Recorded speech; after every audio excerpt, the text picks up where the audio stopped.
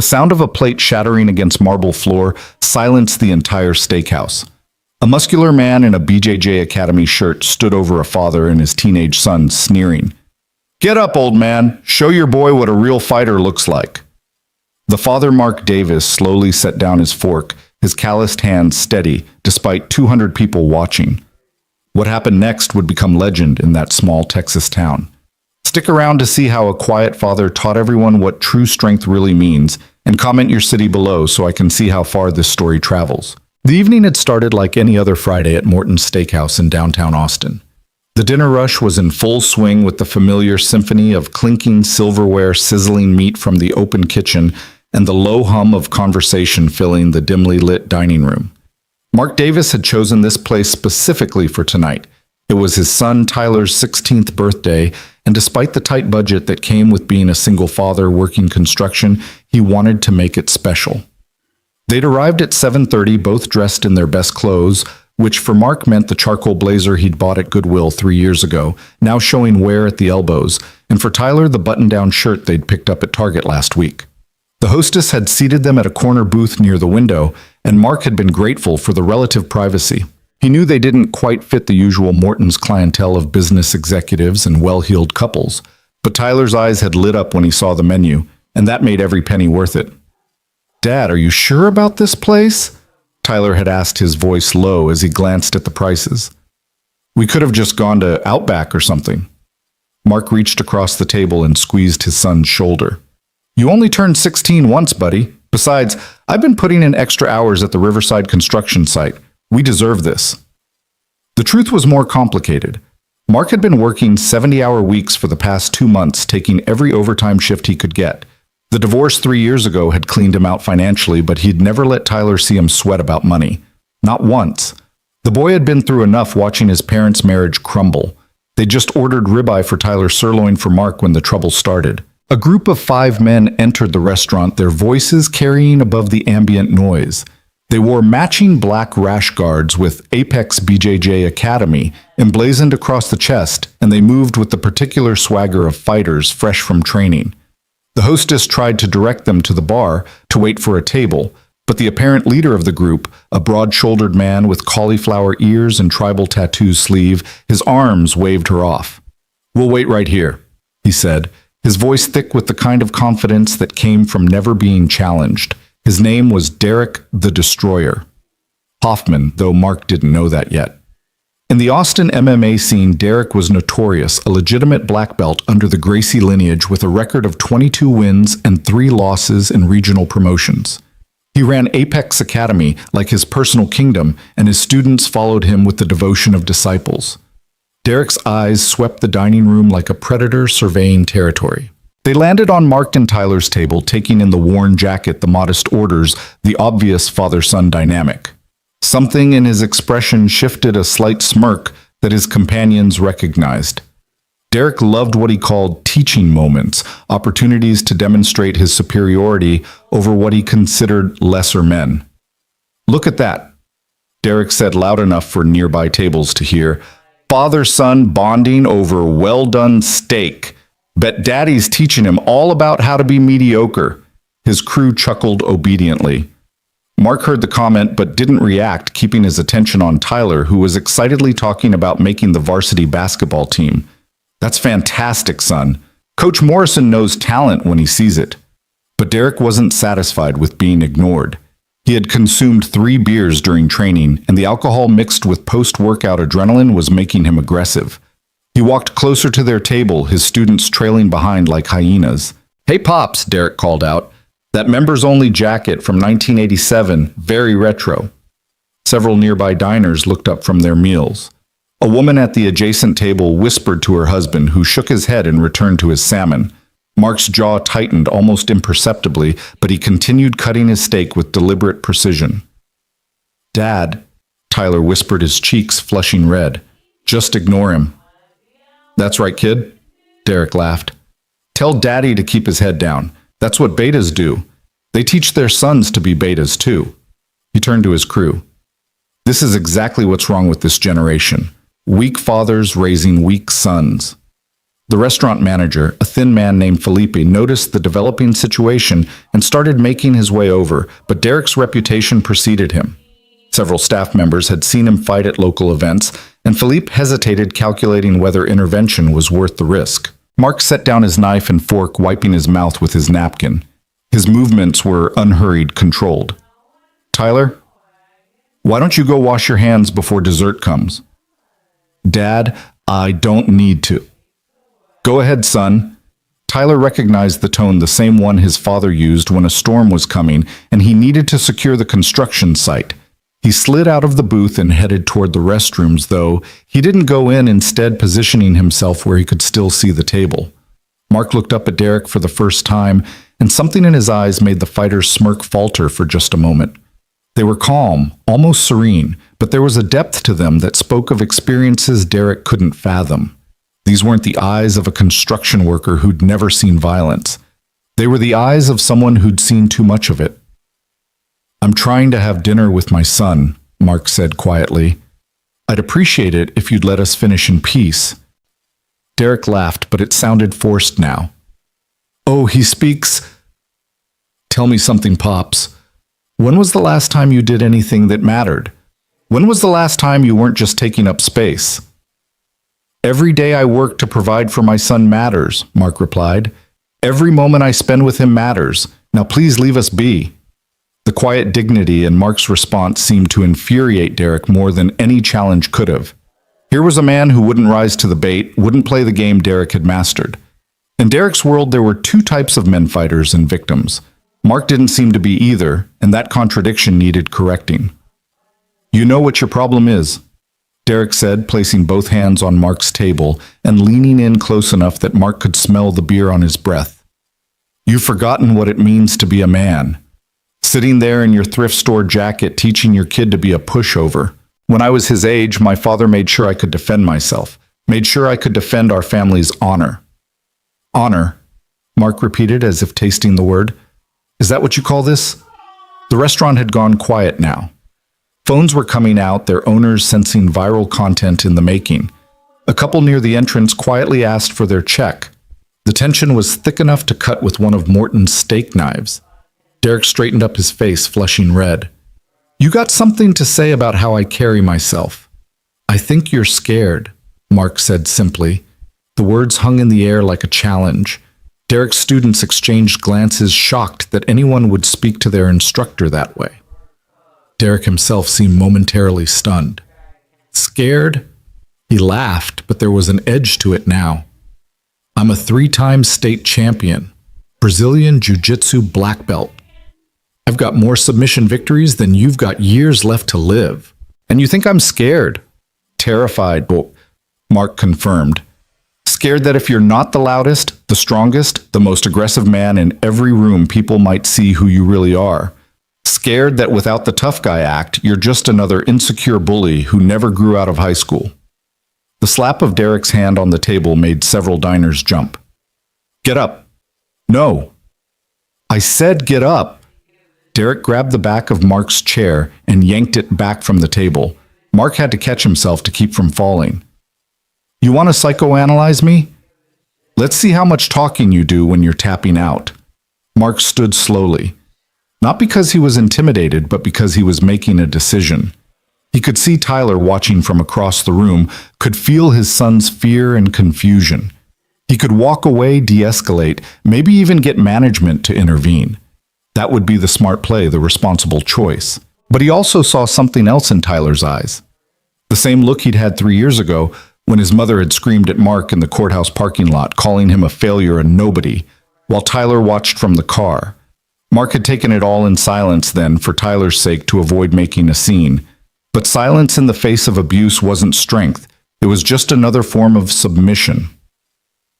"If I do this," Mark said quietly, "will you leave us to finish our meal?" Derek grinned, the expression predatory. "When I'm done with you, you'll be leaving on a stretcher." "That's not what I asked." "Fine. After you tap, and you will tap, I'll let you crawl back to your table, if you can still move." Mark nodded and stepped away from the table, moving into the open space near the bar. The crowd parted, forming a rough circle. Someone was already live streaming the caption reading BJJ Black Belt V says random dad. Steakhouse showdown. Derek rolled his shoulders, loosening up with practiced efficiency. Any last words? Tough guy. Want to apologize now and save yourself the embarrassment. Mark was removing his jacket with careful precision, folding it neatly and placing it on a nearby chair. Underneath his arms were corded with the kind of muscle that came from actual labor, not gym sessions. But more interesting were the scars, a long, pale line across his left bicep, several smaller marks on his forearms, and what looked like old burn marks on his hands. I don't want to hurt you, Mark said simply. Derek laughed. That's my line, Pops. He dropped into his fighting stance, the classical BJJ position, slightly crouched, hands forward, weight balanced. It was textbook perfect, the result of 15 years of training. Mark, on the other hand, stood almost casually, his hands loose at his sides, his breathing steady and deep. You going to fight or just stand there? Derek taunted. I'm waiting. For what? For you to realize you can still walk away. That was the final straw. Derek shot forward with explosive speed, going for a classic double-leg takedown. It was his signature move, the one that had won him dozens of matches. His shoulder aimed for Mark's midsection arms, reaching to wrap around his legs, the perfect setup for a ground game where he'd be unstoppable. But Mark wasn't there. He'd moved not dramatically, not with any flashy technique, just a simple pivot that left Derek grasping air. The fighter's momentum carried him forward, and Mark's hand found the back of his neck, guiding him face first into the bar with a controlled but firm motion. The crack of Derek's nose against the mahogany bar made everyone wince. He stumbled back, blood already streaming down his face, his eyes wide with shock and rage. You son of a... He charged again this time, leading with strikes, a combination of punches and kicks that would have destroyed most opponents. But Mark moved like water, each attack finding only empty space. It wasn't just that he was dodging. He seemed to know where each strike would be before Derek threw it. Stop holding back and fight! Derek screamed, his composure completely shattered. I am fighting, Mark replied calmly. Just not the way you're used to. Derek went for a flying armbar, a spectacular move that looked impressive even when it failed.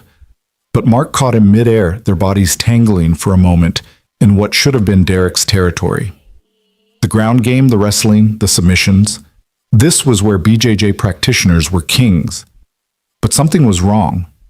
Every grip Derek attempted, Mark countered. Every transition, every sweep, every submission attempt met not with resistance but with redirection. It was like trying to wrestle water. And then Mark did something that made several people in the crowd gasp. He applied a rear naked choke, but not the standard version taught in every BJJ school. This was something older, something that predated sport fighting. The angle was different, the pressure points precise, and Derek found himself going from predator to prey in less than 2 seconds. This is called a blood choke, Mark said quietly, his mouth close to Derek's ear. Right now, I'm cutting off blood flow to your brain through your carotid arteries. You have about 6 seconds before you pass out, 4 seconds before you risk permanent damage. The difference between those 2 seconds is control, and control is what separates a warrior from a thug.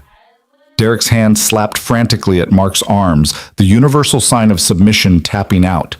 But Mark held on for another heartbeat, not long enough to cause harm, but long enough to make a point. Do you yield? Mark asked formally, as if following some ancient protocol. Derek's tapping became more frantic, his face, purple eyes bulging. Only then did Mark release him, standing smoothly and stepping back as Derek collapsed to his hands and knees, gasping and coughing. The restaurant was dead silent except for Derek's labored breathing. His students stood frozen, unable to process what they'd just witnessed. Their instructor, their black belt master, had been handled like a novice. Mark walked back to his chair, picked up his jacket, and put it on with the same careful precision he'd shown in removing it. Then he returned to his table, sat down, and picked up his fork as if nothing had happened. Tyler, he called softly. You can come back now. His son approached slowly, his eyes wide with a mixture of awe and confusion. Dad, what was that? Where did you learn to fight like that? Mark was quiet for a moment, cutting a piece of his now cold steak. Before you were born, I spent 8 years in the military. Special operations. There are things I learned there that I hoped I'd never have to use again. Special ops. You never told me that. It's not who I am anymore, son. I'm a construction worker. I'm your father. That's what matters. Derek had managed to get to his feet, his students helping him stay upright. His nose was clearly broken, his rash guard torn, and his pride shattered beyond repair. He looked at Mark with a mixture of fear and bewilderment. What are you? He managed to ask. Mark looked up from his meal. I'm a father having dinner with his son on his birthday. That's all I ever wanted to be tonight. The choke. That wasn't BJJ. That wasn't anything I've seen. No, Mark agreed. It wasn't. Your Brazilian Jiu-Jitsu is a sport with rules and regulations. It's designed for competition for points and submissions in a controlled environment. What I learned was designed for survival when the only rule is coming home alive. Philippe, the manager, had finally found his courage and approached Derek's group. Gentlemen, I'm going to have to ask you to leave. Derek's students started to protest, but Derek held up a hand. He was staring at Mark with something approaching respect now. Marine Delta, Mark replied simply. The single word hit Derek like a physical blow. Delta Force, the elite of the elite. The warriors who operated in shadows, whose missions were classified, whose skills were legendary, even among special operations units. I couldn't have known, Derek said, and for the first time that night, he sounded genuinely humbled. You couldn't have, Mark agreed, but that's the point. You never know who someone really is, what they've been through, what they're capable of. That man you call weak might have faced down terror you can't imagine. That woman you dismiss might have survived horrors that would break you. Every person deserves respect until they prove otherwise. You proved otherwise tonight. Derek nodded slowly, then turned to Tyler. Your father, he's the real deal, kid. Whatever he teaches you, listen to every word. He limped toward the exit, his students supporting him. At the door, he turned back one more time. I'm sorry, he said, the words seemingly painful to speak. For everything. Mark nodded once, accepting the apology, then returned his attention to Tyler. The restaurant slowly came back to life, conversations resuming in hushed, excited tones. Several people approached to shake Mark's hand or pat him on the back, but he politely declined the attention focused entirely on his son. Dad, Tyler said, after a long moment, why didn't you ever tell me about Delta Force? Mark considered his words carefully. Because that was about taking lives, son. Everything I do now is about building one yours. The skills I learned there, the violence I was capable of, I put all that away when you were born. Tonight was an exception and not one I'm proud of. But you were incredible. The way you moved, the way you... Tyler. Mark's voice was firm but gentle. Fighting should always be the last resort. What you saw tonight wasn't strength, it was failure. I failed to de-escalate. I failed to find a peaceful solution. The only reason I engaged was because walking away would have taught you the wrong lesson about standing up to bullies. But real strength is what I do every day. Getting up at 5 a.m. to work construction, coming home exhausted but still helping you with homework, saving money for your college fund instead of spending it on myself. That's strength. Tyler was quiet for a moment, processing. But you could have been famous, right? As a fighter, with those skills. Fame from violence isn't fame worth having, Mark said. I'd rather be nobody special who raised a good son than a celebrity who raised a stranger. The waiter approached tentatively with their dessert, a birthday cake they'd ordered earlier. As he set it down, he whispered, Sir, the gentleman who left asked me to give you this. He handed Mark a business card. It was Derek's card for Apex BJJ Academy.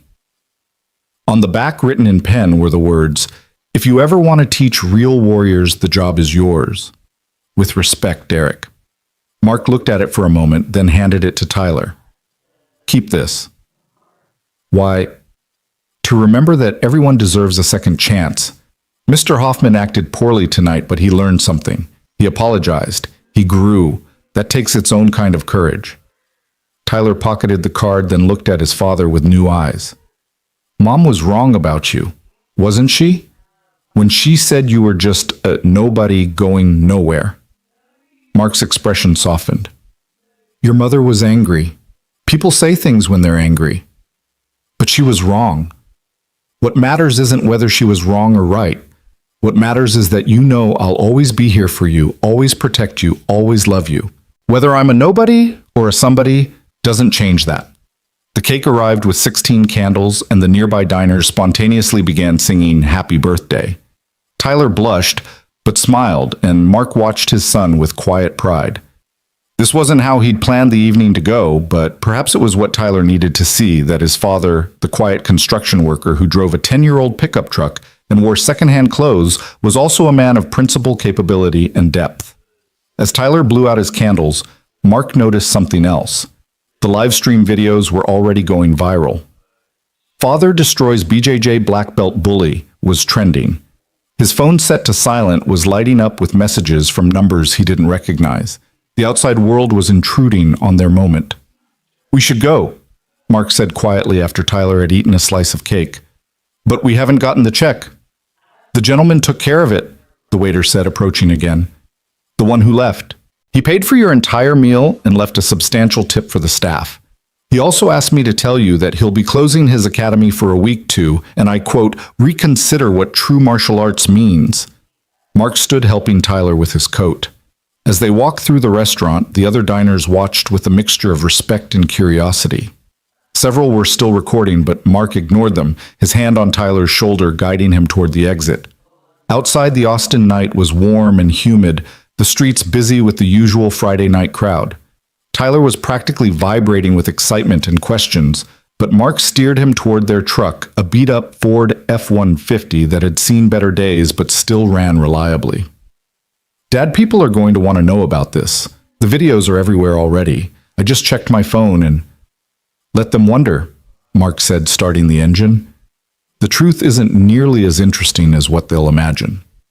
But Dad, you're a hero. You stood up to that bully you showed everyone. I showed everyone that violence, even when justified, leaves everyone diminished, Mark corrected. Mr. Hoffman left humiliated and injured. I had to reveal parts of my past I'd rather keep buried. And you had to see your father be someone I've tried very hard not to be anymore. Where's the victory in that? They drove in silence for a few minutes, Tyler processing his father's words. Finally, he spoke again. Delta Force, though. That's amazing, Dad. Why didn't you stay in... Mark's hands tightened on the steering wheel, and for a moment his eyes went somewhere far away. Because I saw what constant violence does to a man's soul. I saw friends lose themselves in it, become people their families didn't recognize. When your mother told me she was pregnant with you, I knew I had a choice. Continue down that path and risk becoming someone you'd fear, or walk away and become someone you could respect. I chose you, and Mom still left. Your mother had her reasons. They weren't about you, Tyler. Never think that. She said you had no ambition, that you were content being ordinary. Mark pulled into their apartment complex, a modest place but clean and safe. He turned off the engine and faced his son. There's nothing ordinary about raising a good human being. There's nothing ordinary about honest work. And there's nothing ordinary about choosing peace over violence, even when violence would be easier. Your mother wanted something I couldn't give her: status recognition, the kind of life you see on social media. I wanted something simpler. I wanted to be your dad. They got out of the truck and headed up to their second-floor apartment. As Mark unlocked the door, Tyler asked one more question. Do you regret it? Giving up that life? Mark pushed open the door to their small but tidy home. Tyler's basketball trophies lined one shelf. His honor roll certificates were framed on the wall. Pictures of the two of them from various camping trips and baseball games decorated the hallway. Every night when I come home, no matter how tired I am, no matter how hard the day was, I open this door and I'm not Delta Force Operator Davis, I'm just Dad. And Tyler, he turned to his son with a smile. That's the only title I ever wanted to keep.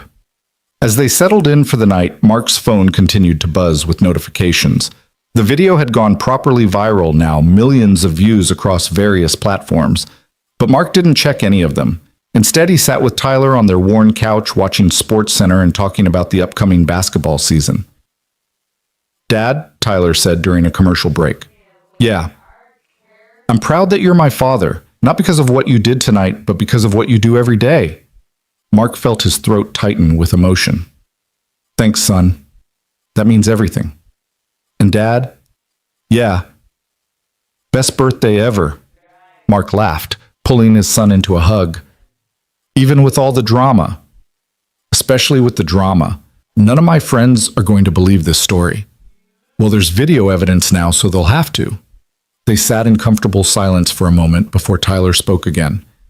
Do you think Mr. Hoffman will really change? Mark considered the question. I think tonight shook his worldview. He built his entire identity around being the toughest man in any room. When that was challenged, he had two choices: double down on his ego or reconsider his approach. The fact that he apologized and paid for our meal suggests he chose growth. That's not easy for someone like him. You could have hurt him badly, couldn't you? I could have ended him, Mark said quietly. But that's not who I am anymore. Violence should protect, not punish.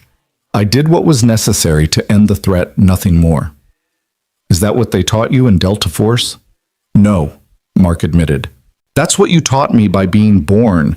Every choice I make, I think about the man you're watching me become. That's my true north now. The phone rang the landline, which almost never received calls. Mark frowned and answered it. Mr. Davis? This is Amanda Chen from ESPN. We've been trying to reach you about the video from tonight. We'd love to do an interview. Mark hung up. It rang again immediately. This time it was someone from Fox News, then CNN, then a podcast host with millions of followers. Mark eventually unplugged the phone. They're not going to stop, are they? Tyler asked. Not for a while, but they'll move on to the next story soon enough. They always do. Don't you want to tell your side? My side is sitting right next to me eating leftover birthday cake for breakfast tomorrow, even though I'm going to pretend I don't know about it. Tyler grinned sheepishly. How did you never mind? As they prepared for bed, Mark made one last check of the locks, an old habit from his operational days. Tyler noticed and felt safer for it. His father might dress like a regular construction worker, might drive an old truck, and live in a modest apartment, but Tyler now knew the truth. His father was a guardian, a protector, a man who had walked through darkness and chosen light. Good night, Dad. Good night, son. Happy birthday. As Mark lay in his own bed staring at the ceiling, he thought about the evening's events. He'd spent 13 years building a quiet life, a normal life, a life where Tyler could grow up feeling safe and loved without the shadow of violence. Tonight had cracked that facade, revealing the warrior underneath the working man's clothes. But perhaps that was okay. Perhaps Tyler needed to know that his father's gentleness was a choice, not a weakness. That real strength wasn't about domination, but about restraint. That the most dangerous men in the room were often the ones who seemed the most at peace. His phone buzzed with a text from an unknown number. Against his better judgment, he checked it. Mr. Davis, this is Derek Hoffman. I wanted to apologize again properly. What you said tonight changed something in me. I've been teaching fighting, but not wisdom. I've been creating bullies, not warriors. If the offer stands, I'd like to learn from you, not your techniques, but your philosophy. The way you controlled that situation, the way you controlled yourself, that's what I want to become. With respect, Derek. Mark read it twice, then typed a simple response. Meet me at Zilker Park tomorrow 6 a.m. Bring running shoes. He set the phone aside and closed his eyes. Tomorrow would bring new challenges, the viral video, the attention, the questions. But tonight his son was safe asleep in the next room, proud of his father, not for his violence, but for his values. And that Mark thought, as sleep finally took him, was victory enough. The alarm went off at 5:30 a.m., but Mark was already awake, had been for the past hour. Old habits from his operational days never truly died. The hypervigilance, the inability to sleep past dawn, the constant assessment of threats even in the safety of his own home. He dressed quietly in running gear and stepped out onto the small balcony of their apartment, watching the Austin skyline slowly lighten with the approaching sunrise. His phone showed 47 missed calls and over 200 text messages. The video had exploded overnight. Someone had even created a Wikipedia page about the incident, though Mark suspected it would be taken down soon for lack of notability. He scrolled through some of the messages, interview requests, sponsorship offers from martial arts equipment companies. 3 different book publishers wanting his life story. He deleted them all without responding. At 5:45, he left a note for Tyler and headed to Zilker Park. The morning air was thick with humidity, typical for Austin in late summer, and the park was mostly empty except for a few dedicated runners and dog walkers. He found Derek Hoffman already there sitting on a bench near the running trail looking like he hadn't slept at all. His nose was bandaged, both eyes blackened, and he moved stiffly when he stood to greet Mark. "You came," Mark said, not particularly surprised, but acknowledging it nonetheless. "I've been here since 5, Derek admitted. "Couldn't sleep. Kept replaying last night in my head, trying to understand what happened. Not the fight I can analyze technique all day, but what you said about fear about what I've become. That's what kept me awake." Mark began stretching, methodical and thorough. "We're going to run 6 miles. Can you manage that with your injuries?" "I've competed with worse," Derek said, though his breathing suggested otherwise. They started at an easy pace, Mark letting Derek set the rhythm. For the first mile, neither spoke, just the sound of their feet on the trail and the occasional greeting to passing runners. Finally, Derek broke the silence. 23 years, he said between breaths. "That's how long I've been training. Started when I was 12 after some kids jumped me walking home from school. My dad enrolled me in the local BJJ school the next day. Said no son of his would be a victim." Mark maintained his steady breathing, listening without judgment. "By the time I was 18, I was winning tournaments. By 25, I had my black belt and my own school. Everything I built was about never being that scared 12-year-old again. And then last night, you called me out on it in front of everyone. Said I was terrified. And the worst part, you were right." They passed a group of cyclists, the morning traffic in the park beginning to pick up. Mark noticed Derek was already struggling with the pace his breathing labored, but he didn't slow down. "Fear isn't the enemy," Mark finally said. "Fear keeps us alive. It's what we do with fear that defines us. You let it turn you into someone who needs to dominate others. That's not strength, that's compensation." "Easy for you to say," Derek gasped. "You're Delta Force. You're trained to be fearless." Mark actually laughed at that, a short, sharp sound. "Fearless son. I was terrified every single day I was operational. Terrified of dying, of failing my team, of becoming the kind of monster war can create. The difference was I learned to function despite the fear, not because I didn't feel it." They reached the 3-mile turnaround point. Derek was drenched in sweat, his face pale beneath the bruising. Mark slowed the pace slightly, a small mercy. "Last night," Derek said, "when you had me in that choke, I saw something in your eyes. Not anger, not satisfaction. It was like you were somewhere else, remembering something." Mark was quiet for several strides. "Afghanistan, 2011. A Taliban fighter couldn't have been more than 19. I had him in the exact same hold. He was reaching for a grenade about to take out my entire squad. I held that choke for 7 seconds, 2 seconds longer than you." Derek understood the implication and felt his stomach turn. "You killed him." "I did what was necessary to protect my team. Just like last night, I did what was necessary to protect my son, not from physical harm, but from learning the wrong lesson about strength. But both actions carry weight. Both leave marks you don't see." They were approaching the parking lot again, the run nearly over. Derek was practically stumbling now, his martial arts conditioning no match for actual endurance training. Mark slowed to a walk for the cool-down. "Why did you agree to meet me?" Derek asked once he'd caught his breath. "Because you apologized," Mark said simply. "Not the public apology in the restaurant that was about saving face. The text you sent that was real. It showed growth, and growth should be encouraged." Derek nodded, wiping sweat from his eyes. "I want to learn. Not fighting techniques, God knows you could probably teach me things that would revolutionize my game, but the other stuff, the control, the philosophy, how to be strong without needing to prove it." "First lesson," Mark said, leading them to a water fountain. "Stop calling it your game. Fighting isn't a game, it's a responsibility. Every technique you know, every skill you possess comes with the obligation to use it wisely or not at all." "That's very Buddhist." "It's practical. The moment you treat violence as sport, you forget its consequences. Those kids you train at Apex, what are you really teaching them?" Derek was quiet, considering. I thought I was teaching them self-defense, confidence, discipline.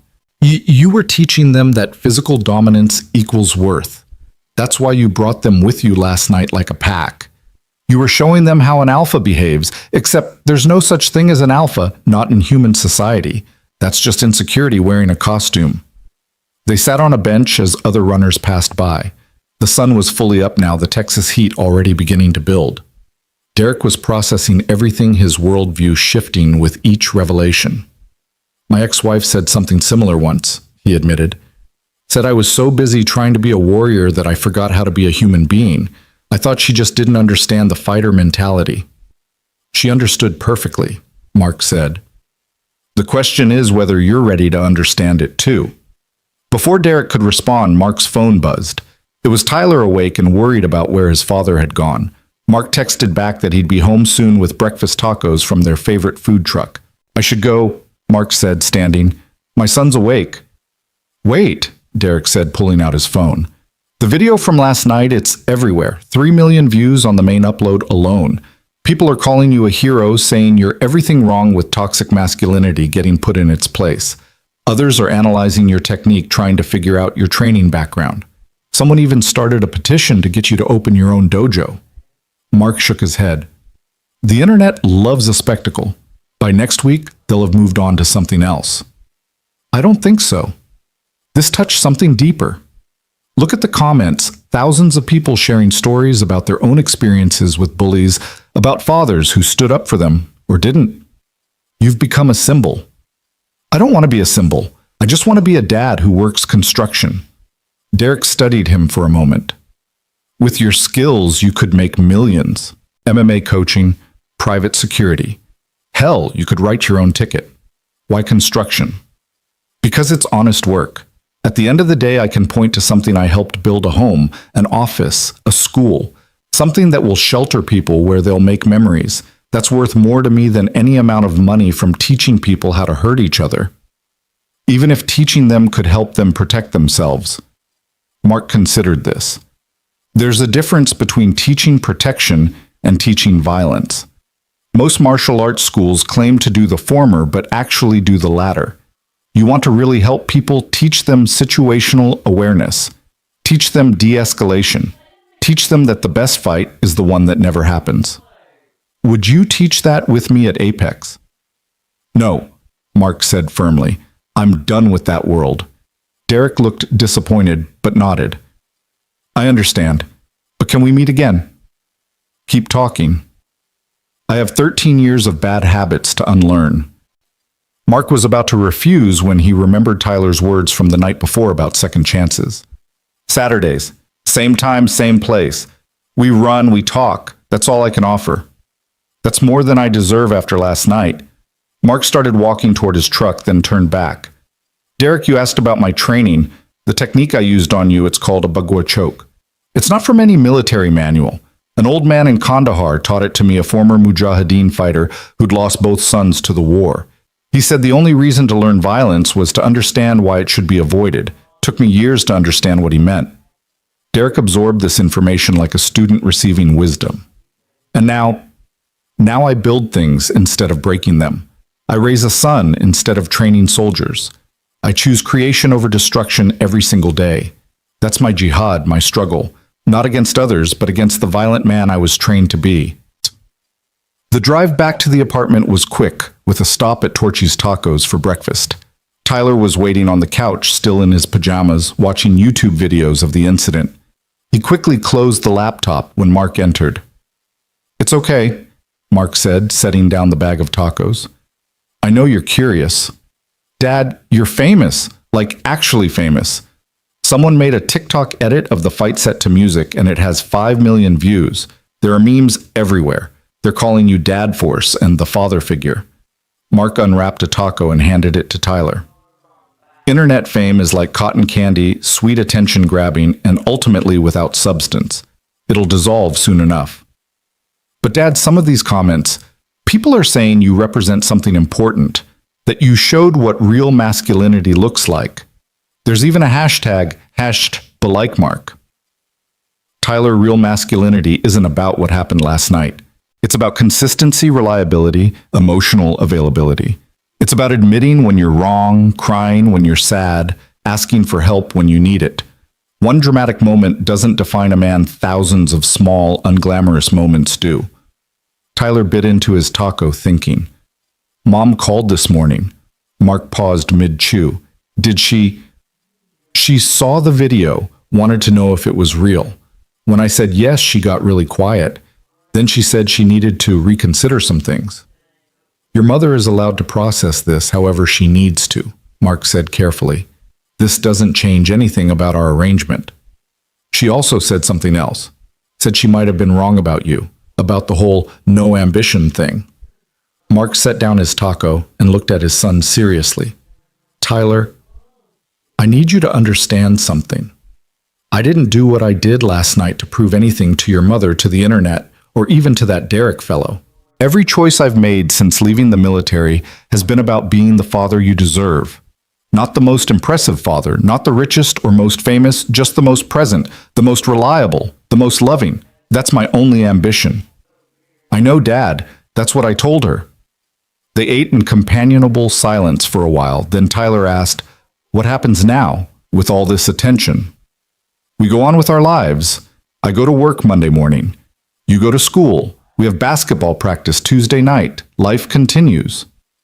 But what if people recognize you? Then they recognize me. It doesn't change who I am or what I need to do. The weekend passed in a blur of normalcy that Mark fought to maintain. He took Tyler to his basketball practice, fixed the leaking faucet in the bathroom that had been dripping for weeks, did laundry meal prepped for the week ahead. But the outside world kept intruding. Reporters showed up at the apartment complex only to be turned away by the property manager. Someone leaked Mark's work address, and a crowd gathered at the construction site Monday morning. His foreman, an old-timer named Bill, who'd hired Mark without asking too many questions about his past, pulled him aside. Mark, I don't care what you did or didn't do in that restaurant. You're one of my best workers, and that's all that matters to me. But this circus is becoming a safety hazard. Maybe you should take a few days off, let things cool down. Mark appreciated the offer but declined. Bill, if I hide it, validates their attention. I'm just a construction worker who defended himself, nothing more. But it was impossible to work with photographers taking pictures through the fence and people shouting questions. By lunch, Mark realized his presence was putting his coworkers at risk. Someone could get hurt with all the distractions. He made the difficult decision to take Bill up on his offer. Walking to his truck, he found someone waiting for him. A woman in her 50s, professionally dressed, but with kind eyes. She didn't have the aggressive energy of a reporter. Mr. Davis, I'm Dr. Sarah Chen. I'm a psychologist who specializes in veteran reintegration. I'm not here about the video, not exactly. I'm here because I recognize the signs. Mark's defenses immediately went up. I'm not interested in therapy. I'm not offering it. I'm offering perspective. That 1,000-yard stare in the video, the mechanical precision of your movements, the way you immediately return to baseline after extreme violence, these are tells, Mr. Davis. Tells of someone who's seen too much and is working very hard to keep it contained. I appreciate your concern, but my brother was Delta, she interrupted. Came back from Syria a different person. Took him 3 years to even admit he needed help. By then his marriage was over, he'd alienated his kids, and he was drinking himself to death. He's better now, but he lost a lot of time trying to handle it alone. Mark stood by his truck keys in hand, torn between fleeing and listening. I'm not saying you need therapy, Dr. Chen continued. From what I can see, you've built good coping mechanisms, routine purpose, focusing on your son. But that video shows a moment where your past broke through. And once that door opens, it's hard to close. What do you want from me? Nothing. I wanted to give you my card in case, and to tell you that what you did choosing to be a father over a warrior, that's the hardest transition any operator makes. Most fail. The fact that you've succeeded for 13 years, that's remarkable. But this incident might have stirred things up. She handed him a business card and walked away without another word. Mark stood there for a moment, then got in his truck and drove home. Tyler was already back from school doing homework at the kitchen table. Dad, you're home early. Construction site was too chaotic. Took the day off. Tyler looked at him with those perceptive eyes that reminded Mark so much of his ex-wife. You okay? Yeah, buddy, just processing some things. Is it about the fighting? Do you miss it? Mark sat down across from his son. No, I don't miss it. But sometimes the past has a way of reaching into the present, no matter how far you've run from it. Like PTSD. Mark was surprised by his son's directness. Where did you learn about that? We studied it in health class, about veterans coming home. Mr. Rodriguez, our teacher, he was in Iraq. He talked about how hard it was to adjust to normal life after being in combat. It's not quite PTSD, Mark said carefully.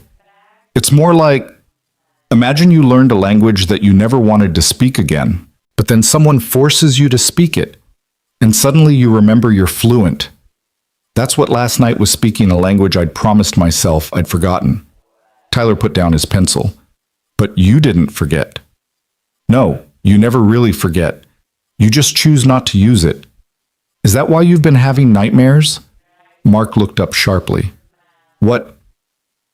I heard you last night, and the night before, talking in your sleep, sometimes yelling. It started after the restaurant thing. Mark ran a hand over his face. He thought he'd been quiet, thought Tyler hadn't noticed. I'm sorry if I woke you. You didn't. I was already awake thinking about everything. Dad, should I learn to fight, to defend myself like you did? This was the question Mark had been dreading. What do you think? I think I want to be able to protect people I care about. But I also saw what it did to that Derek guy, turned him into someone who needed to hurt others to feel strong. I don't want that. Then you've already learned the most important lesson. The purpose of strength isn't domination, it's service. If you want to learn self-defense, I'll teach you. But I'll also teach you when not to use it, which is almost always. Would you teach me what you did to Derek? That choke boy. No, that's not for you to know. Some knowledge is too dangerous to pass on. I'll teach you boxing, some basic grappling, mainly how to create distance and escape. The goal is always to get away, not to win. Tyler nodded, then asked another question that surprised Mark. Do you think Derek will actually change? I don't know. Change is hard, especially when you've built your entire identity around something. But he showed up this morning for our run, so that's a start. You went running with him. We talked. He's got a long way to go, but recognizing you have a problem is the first step to solving it. That evening, they were eating dinner when there was a knock at the door. Mark approached cautiously, checking through the peephole. It was his ex-wife, Jennifer. He opened the door, genuinely surprised. Jen, Tyler didn't mention you were coming by. He doesn't know. Can we talk? She looked different, older, tired, but also somehow softer than he'd seen her in years. The designer clothes were gone, replaced with simple jeans and a t-shirt. The elaborate hairstyle had given way to a simple ponytail. Tyler's inside, Mark said. We can talk out here. They stood on the small landing outside the apartment, the awkwardness palpable. I saw the video, she began. Everyone's seen it by now. My phone hasn't stopped ringing, friends, family, everyone wanting to know if that was really you. It was really me. That's not what I mean, and you know it. The man in that video, that wasn't the man I was married to. Or maybe it was, and I never really knew you. Mark leaned against the railing, choosing his words carefully. You knew exactly who I was, Jen. I was a man trying very hard to be normal, to be the husband you wanted, the father Tyler needed. Sometimes that meant suppressing parts of myself that didn't fit that image. Delta Force, she said, shaking her head. 8 years of special operations. When were you planning to tell me? Never. It wasn't relevant to who I was trying to become. Wasn't relevant. Mark, I accused you of having no ambition, no drive, no killer instinct. I said you were content being mediocre. Do you have any idea how wrong I was? You weren't wrong. I was content with what you call mediocre. Still am. A steady job, a small apartment, dinner with my son, that's all I want. But you could have so much more. With your skills, your training. Jen, stop. His voice was firm, but not unkind. This is exactly why I never told you. You'd have wanted me to capitalize on it, to use it for advancement, for money, for status. But that life, those skills, they came from a place of darkness I never want to revisit. The man who earned those skills did things that would horrify you. The fact that I'm capable of extreme violence doesn't make me more valuable. If anything, it makes me more dangerous. She was quiet for a moment, processing. I thought you were weak. When I yelled at you during the divorce, called you all those names, and you just took it, I thought you were pathetic. I took it because fighting back would have accomplished nothing. You were hurting, angry, and needed someone to blame. I could absorb that without breaking. That's not weakness, Jen. That's a choice. I'm sorry, she said, suddenly the words tumbling out. For all of it. For not seeing who you really were. For making you feel like you weren't enough. For poisoning Tyler against you. You didn't poison him. He's smart enough to form his own opinions. Still, I was wrong about everything. Mark studied his ex-wife, seeing her perhaps clearly for the first time in years. We wanted different things, Jen. That doesn't make either of us wrong, just incompatible. You wanted success as the world defines it. I wanted peace. Neither is better, they're just different. Do you have it? Peace? Mark thought about the nightmares, the hypervigilance, the constant effort to maintain normalcy. Then he thought about Tyler's laugh, about building something solid with his hands, about the simple pleasure of a quiet evening at home. Most days, yeah, I have peace. Jennifer nodded, wrapping her arms around herself despite the warm evening. I should go. Tell Tyler I'll call him tomorrow. Jen? Mark called as she reached the stairs. Thank you for coming by, for saying what you said. It matters. She gave him a sad smile and left. Mark stood on the landing for a few more minutes, processing the conversation. Inside, Tyler was pretending not to have been listening at the door. Mom seemed different, Tyler said carefully. People change. Sometimes a shock to their worldview makes them reconsider things they were certain about. Do you still love her? Mark considered lying, giving the easy answer, but Tyler deserved truth. I love who she was when we were young and full of dreams. I love that she gave me you. But no, I don't love who she is now, and she doesn't love who I am. That's okay. Not all love is meant to last forever. That's sad. It's honest, and honesty, even when it's sad, is better than comfortable lies. They settled in to watch a movie, but Mark's phone kept buzzing. Finally, he looked at it. The caller ID showed a number he hadn't seen in over a decade, but recognized immediately. Colonel James Patterson, his former commanding officer in Delta. Against his better judgment, he answered. Sir? Davis, hell of a thing that video, recognized your movement pattern immediately. That modified Bagua choke gave you away. Only one person I know who learned that from the old Afghan. What do you want, Colonel? To offer you a job. Private sector consulting for a security firm I'm running now. Your little display has made you quite valuable. I'm talking 7 figures, Mark. Enough to set your boy up for life. Not interested. You haven't even heard the details. Don't need to. That life is over for me. Is it? Because from where I'm sitting, you just showed the world it's still very much alive. You can pretend to be a construction worker all you want, but we both know what you really are. What I really am is a father. Good evening, Colonel. He hung up and blocked the number. Tyler looked at him questioningly. Old life trying to pull me back, Mark explained. It's not happening. Was it a lot of money? More than we'd ever need. But you said no. I said no. Tyler smiled. Good. As the week progressed, the attention gradually began to fade, just as Mark had predicted. New scandals emerged, new videos went viral, and the internet's attention span moved on. There were still occasional recognition moments, someone at the grocery store asking for a selfie, a few people at Tyler's basketball game whispering and pointing, but life slowly returned to something approaching normal. Saturday morning came again, and Mark met Derek at Zilker Park. This time Derek was better prepared, his breathing more controlled, his pace more sustainable. I closed the academy for a week, like I said, Derek reported as they ran. Spent the time thinking, reading, even called my ex-wife to apologize for how I acted during our marriage. How'd that go? She hung up on me, but she called back an hour later. We talked for 3 hours. She said she never thought she'd hear me take responsibility for anything. And we're having coffee next week. Not to reconcile that ship has sailed, but to find closure, maybe even friendship. They ran in silence for a while, then Derek asked, Did you mean what you said about fear, about being afraid every day in combat? Every single day? Mark confirmed. Fear of death. Fear of failure, but mostly fear of what I was becoming. You kill enough people, even bad people, and something inside you changes.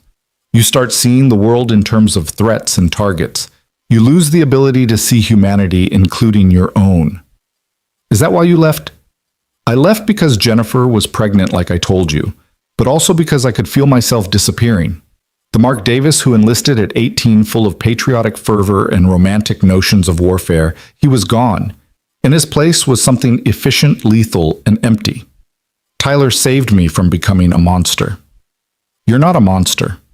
What I saw in that restaurant was controlled, measured. What you saw was muscle memory. For a moment, I wasn't a father protecting his son. I was an operator neutralizing a threat. The fact that I didn't kill you was conscious effort, not instinct. That's what scares me, how easily I could have gone further. Derek was quiet, processing this admission. I've hurt people in the cage in competitions, but it was always sport, always with rules and refs. I can't imagine. Don't try. Some knowledge isn't worth having. They finished their run, and as they cooled down, Derek pulled out his phone. The video's up to 10 million views now. Someone's even selling t-shirts with your face on them. Mark groaned. Please tell me you're joking. Wish I was, but here's the interesting part. I've been reading the comments, the discussions. It's not really about the fight anymore.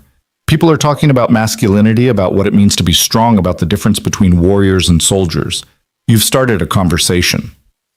I didn't mean to start anything. Intent doesn't matter when something's in the world. You changed my life that night, made me question everything I thought I knew about strength. If you did that for me, imagine what you did for the thousands of young men watching, the ones looking for role models. I'm nobody's role model. You're Tyler's, isn't that enough? Mark considered this as he drove home. Tyler was shooting baskets at the small court behind their apartment complex when he arrived. Mark grabbed the ball and took a shot. It bounced off the rim. Your form's off, Tyler said, grinning. Elbows not aligned. When did you become the expert? When you were too busy becoming internet famous to practice with me. Mark laughed and tried again, this time sinking the shot. They played one-on-one for an hour, Mark intentionally keeping it close, letting Tyler work on his moves. As they sat on the court afterward, sweating and tired, Tyler asked a question that had clearly been on his mind. Dad, what really happened in Afghanistan? In the military. Mark had known this conversation would come eventually. He'd prepared for it, but now that the moment was here, the words felt inadequate. War happened, he said finally. I went thinking I'd be a hero fighting for freedom and democracy. Instead, I found myself in an ambiguous conflict where the enemies and allies were often indistinguishable, where victories were temporary, and where good people did terrible things because they saw no alternatives. Did you do terrible things, Song? I did necessary things that felt terrible. There's a difference, though. Sometimes it's hard to see. How many people did you? 43 confirmed. Each one had a name, a family, a story. Some were genuinely evil people who would have killed innocents. Others were just young men fighting for what they believed in, same as me. The distinction matters less than you'd think when you're looking at bodies. Tyler was quiet, absorbing this heavy truth. Do you regret it? I regret that it was necessary. I regret that violence was the only language we could speak to each other. But no, I don't regret protecting my team, completing our missions. That's the paradox of being a soldier. You can hate war while still being good at it. Is that why you work construction now, to build instead of destroy? Partly. Also because it's honest, simple, clean. I know what I'm building and why. There's no moral ambiguity in framing a house or pouring a foundation. As they walked back to the apartment, Tyler said something that stopped Mark in his tracks. I'm proud that you were a soldier, Dad, but I'm prouder that you chose to stop being one. That evening, Mark's phone rang with an unknown number. He almost didn't answer, tired of the media requests, but something made him pick up. Mr. Davis, this is Sergeant First Class Maria Rodriguez. I served in Iraq 3rd Infantry Division. I'm sorry to bother you, but I needed to thank you. Thank me for what? For what you said in that video about choosing creation over destruction. My husband sent it to me. I've been struggling since I came home, feeling like I don't fit anywhere, like the only thing I'm good at is violence. Hearing someone else, especially someone from Delta, say they chose a different path, it helped. I'm glad it helped, Sergeant. There are a lot of us out here, sir. Veterans who are trying to figure out how to be normal again. Your story, it gives us hope that it's possible. After she hung up, Mark sat in the dark living room thinking. He'd spent so long trying to hide his past to pretend it didn't exist. But maybe that was wrong. Maybe acknowledging it, integrating it, was the only way forward. His phone buzzed with a text from Derek. Reopening the academy Monday. New curriculum, 70% de-escalation and situational awareness, 30% physical technique. Want to teach people to avoid fights, not win them. Thanks for the inspiration. Mark smiled despite himself. Real change was possible. Derek was proof of that. The following Monday, Mark returned to the construction site, hoping the circus had finally left town. Bill had been right to send him home the previous week. The disruption would have been dangerous with heavy machinery and workers trying to focus on their jobs. As he parked his truck and grabbed his tool belt, he noticed the absence of photographers and gawkers. Good. Maybe life could actually return to normal. But normal had shifted in subtle ways. His coworkers looked at him differently now, not with fear exactly, but with a new awareness. These men he'd worked alongside for 3 years, sharing lunch breaks, and complaining about the Texas heat, now knew he'd been something else entirely. Tommy, a young guy from El Paso who usually worked, the crane approached him during the morning coffee break. "Hey, Mark, that video. Man, that was something else. We had no idea you were military." "It never came up," Mark said, simply checking the blueprints for the day's work. "Delta Force, though. That's like Navy SEAL level stuff, right?" "Something like that." Mark didn't want to get into the inter-service rivalry discussions that these conversations always spawned. "My brother's in the Army stationed at Fort Hood. He says Delta guys are ghosts that nobody even knows their real names when they're active." "Your brother talks too much," Mark said, but not unkindly.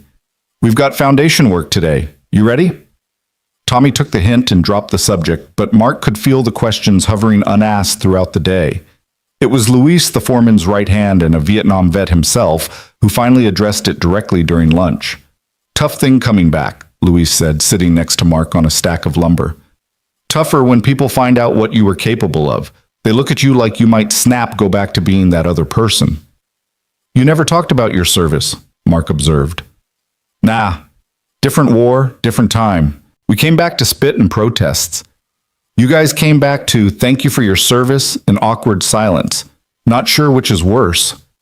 They ate their sandwiches in companionable quiet for a moment before Luis continued. "That thing at the restaurant, you handled it well. Could have gone much worse.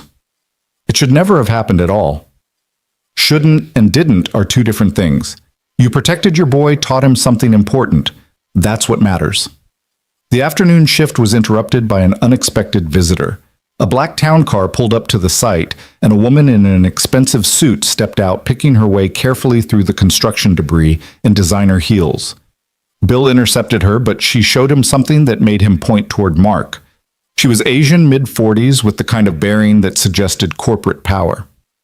"Mr. Davis, I'm Linda Chang, CEO of Titan Security Solutions. I'd like to offer you a position." "Not interested, Guar," Mark said, continuing to work on the rebar framework.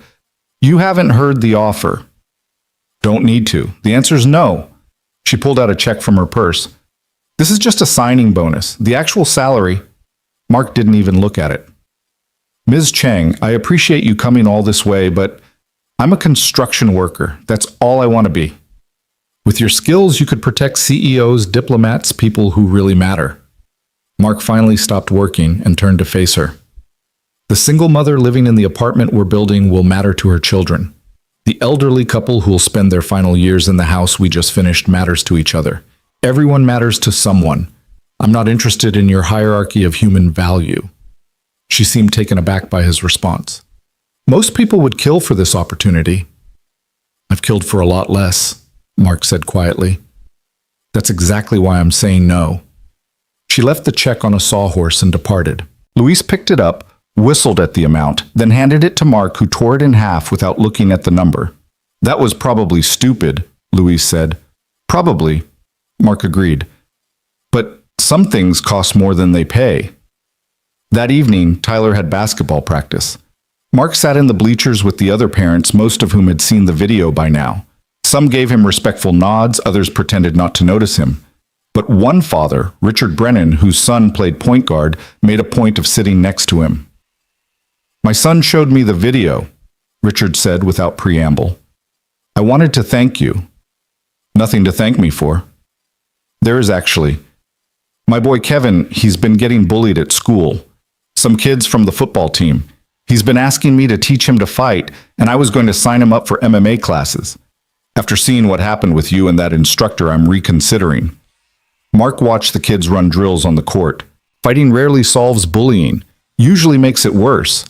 Then what should I do? I can't just let him keep getting pushed around.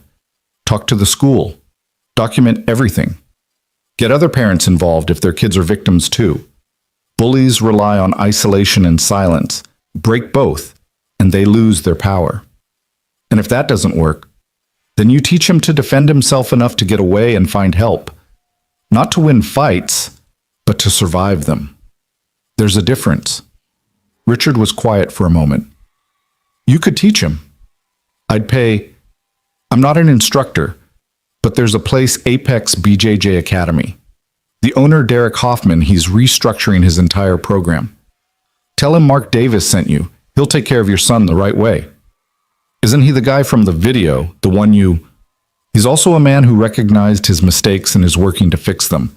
That's the kind of person you want teaching your kid, someone who understands that strength without wisdom is just violence.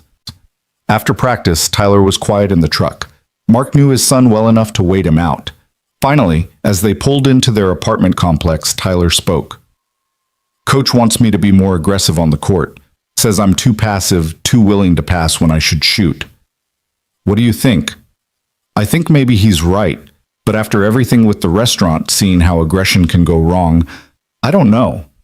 I don't want to be that guy who has to dominate everyone. Mark parked and turned to face his son. There's a difference between aggressive and assertive.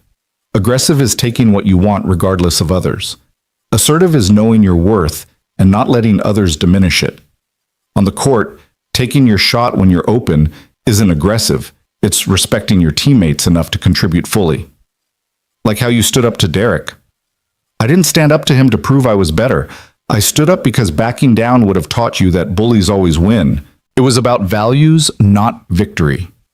They were heading inside when Mark's phone rang. The caller ID showed his ex-wife again. Jen. Mark, I'm at the hospital. It's my father. He had a heart attack. I didn't know who else to call. Mark could hear the fear in her voice. Despite everything between them, she was still Tyler's mother, still someone who'd once meant everything to him. Which hospital? Says St. David's Medical Center. We'll be right there. Tyler looked confused as Mark turned back toward the truck. What's wrong? Your grandfather's in the hospital. We need to go. The drive was tense. Tyler's relationship with his maternal grandfather was complicated. The old man had never approved of. Mark had filled Tyler's head with stories about how his mother had married down. But family was family. They found Jennifer in the waiting room looking smaller and more vulnerable than Mark had ever seen her. She stood when they entered, and Tyler immediately hugged her. How is he? Mark asked. Stable, but they're saying he needs surgery, triple bypass. I can't process this. He's always been so strong, so invincible. He's going to be okay, Mark said, though he had no way of knowing that. He's tough, stubborn. That works in his favor now. Jennifer's eyes filled with tears. He asked for you. Mark blinked in surprise. For me? He saw the video. Everyone's seen it by now. He said he was wrong about you, said he wanted to apologize before... She couldn't finish the sentence. Mark felt Tyler's hand slip into his, squeezing tight. Where is he, Room 314. But, Mark, you don't have to. He's Tyler's grandfather. That makes him family. The walk to room 314 felt longer than it was. Mark had faced Taliban fighters, had cleared buildings full of hostiles, but somehow facing his ex-father-in-law who'd spent years dismissing him as worthless felt more daunting. Harold Morrison looked diminished in the hospital bed, connected to various machines, his usually ruddy complexion pale and waxy. His eyes opened when Mark entered, and for a moment neither man spoke. You came, Harold said, his voice weak. You asked. I've been an ass. You were protecting your daughter. I understand that. Harold shook his head slightly. No, I was being a snob. You didn't fit my image of who Jennifer should be with. Not successful enough, not ambitious enough, not enough. But I watched that video and I realized something. Mark waited. You could have destroyed that man. The power you showed, the control, you could have killed him easily, but you didn't. You did exactly what was necessary, no more. That's not the action of a weak man. That's wisdom I never had. Mr. Morrison, Harold, please, I owe you that much at least. Harold, I never needed your approval. I just needed you to respect that I loved your daughter and would protect and provide for your grandson. And you did. Even after the divorce, even after I poisoned the well, you kept being a father, a good father. Tyler's lucky to have you. A nurse came in to check Harold's vitals, and Mark stepped back. As he was leaving, Harold called out, Mark, take care of them, Jennifer and Tyler. Whatever happens, take care of them. I will. Back in the waiting room, Jennifer was pacing while Tyler sat hunched in an uncomfortable chair playing with his phone to distract himself. Mark sat next to his son, and Jennifer eventually joined them. He apologized, she asked. He did. He's been different since the video, kept watching it over and over, asking questions about your military service. I think it shattered his worldview. The son-in-law he'd written off as a failure was actually, I'm still the same person he wrote off, Mark said. The video doesn't change who I am, doesn't it? You hid this entire part of yourself. From me, from everyone. Because that part of myself isn't who I choose to be. We are not our capabilities, Jen. We are our choices. I choose to be a construction worker, a father, a peaceful man.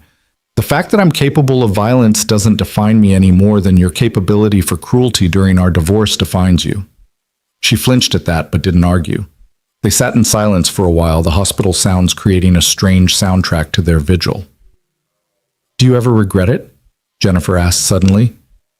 Leaving the military, giving up that life. Do you regret our divorce? Mark countered. She thought about it.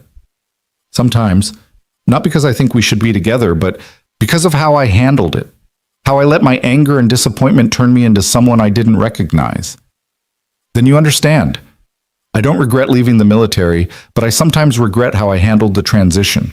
I shut down, closed off parts of myself, tried to pretend the past didn't exist. Maybe if I'd been more open about it, things would have been different. Or maybe not, Jennifer said. We wanted different things, Mark. You wanted peace and stability. I wanted excitement and success.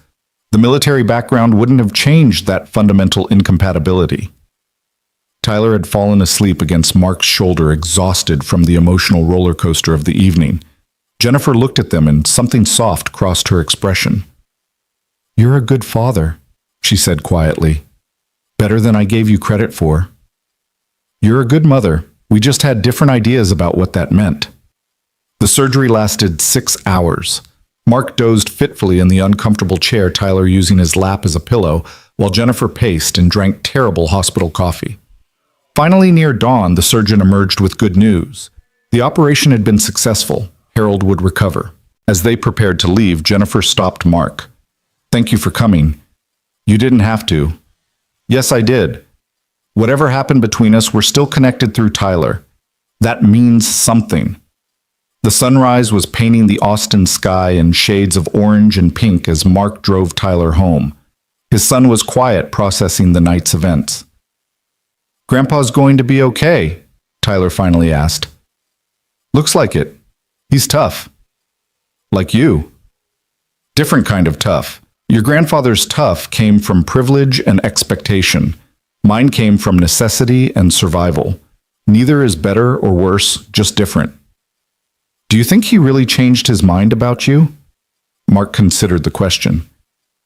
I think near-death experiences have a way of clarifying what actually matters. Your grandfather realized that his judgments about success and failure were less important than family. That's growth, even if it came late. They got home just in time for Tyler to shower and change for school. Mark called Bill to say he'd be late, then made breakfast while Tyler got ready. As his son wolfed down eggs and toast, Mark noticed him checking his phone repeatedly. Everything okay? Tyler hesitated, then showed Mark the screen. Someone had posted a photo of them at the hospital sitting in the waiting room. The caption read, Dad Force shows up for ex-wife's family emergency. Real strength is being there even when the marriage is over. I'm sorry, Mark said. I should have realized people would recognize us. It's okay, Dad. Actually, it's kind of nice that people are seeing this side of things. Not the fighting, but the showing up. That's the part that matters, right? Right. After Tyler left for school, Mark finally made it to the construction site. The morning had a different feel to it. His coworkers seemed to have processed the new information about him and moved past it. They were back to treating him like Mark the carpenter, not Mark the former Delta Force operator. It was a relief. During lunch, his phone buzzed with a text from Derek. Had my first class with the new curriculum this morning. 5 students walked out when I said we'd spend the first month on situational awareness and de-escalation. The 12 who stayed seemed genuinely interested in learning. It's a start. Mark typed back, the right 12 are worth more than the wrong 50.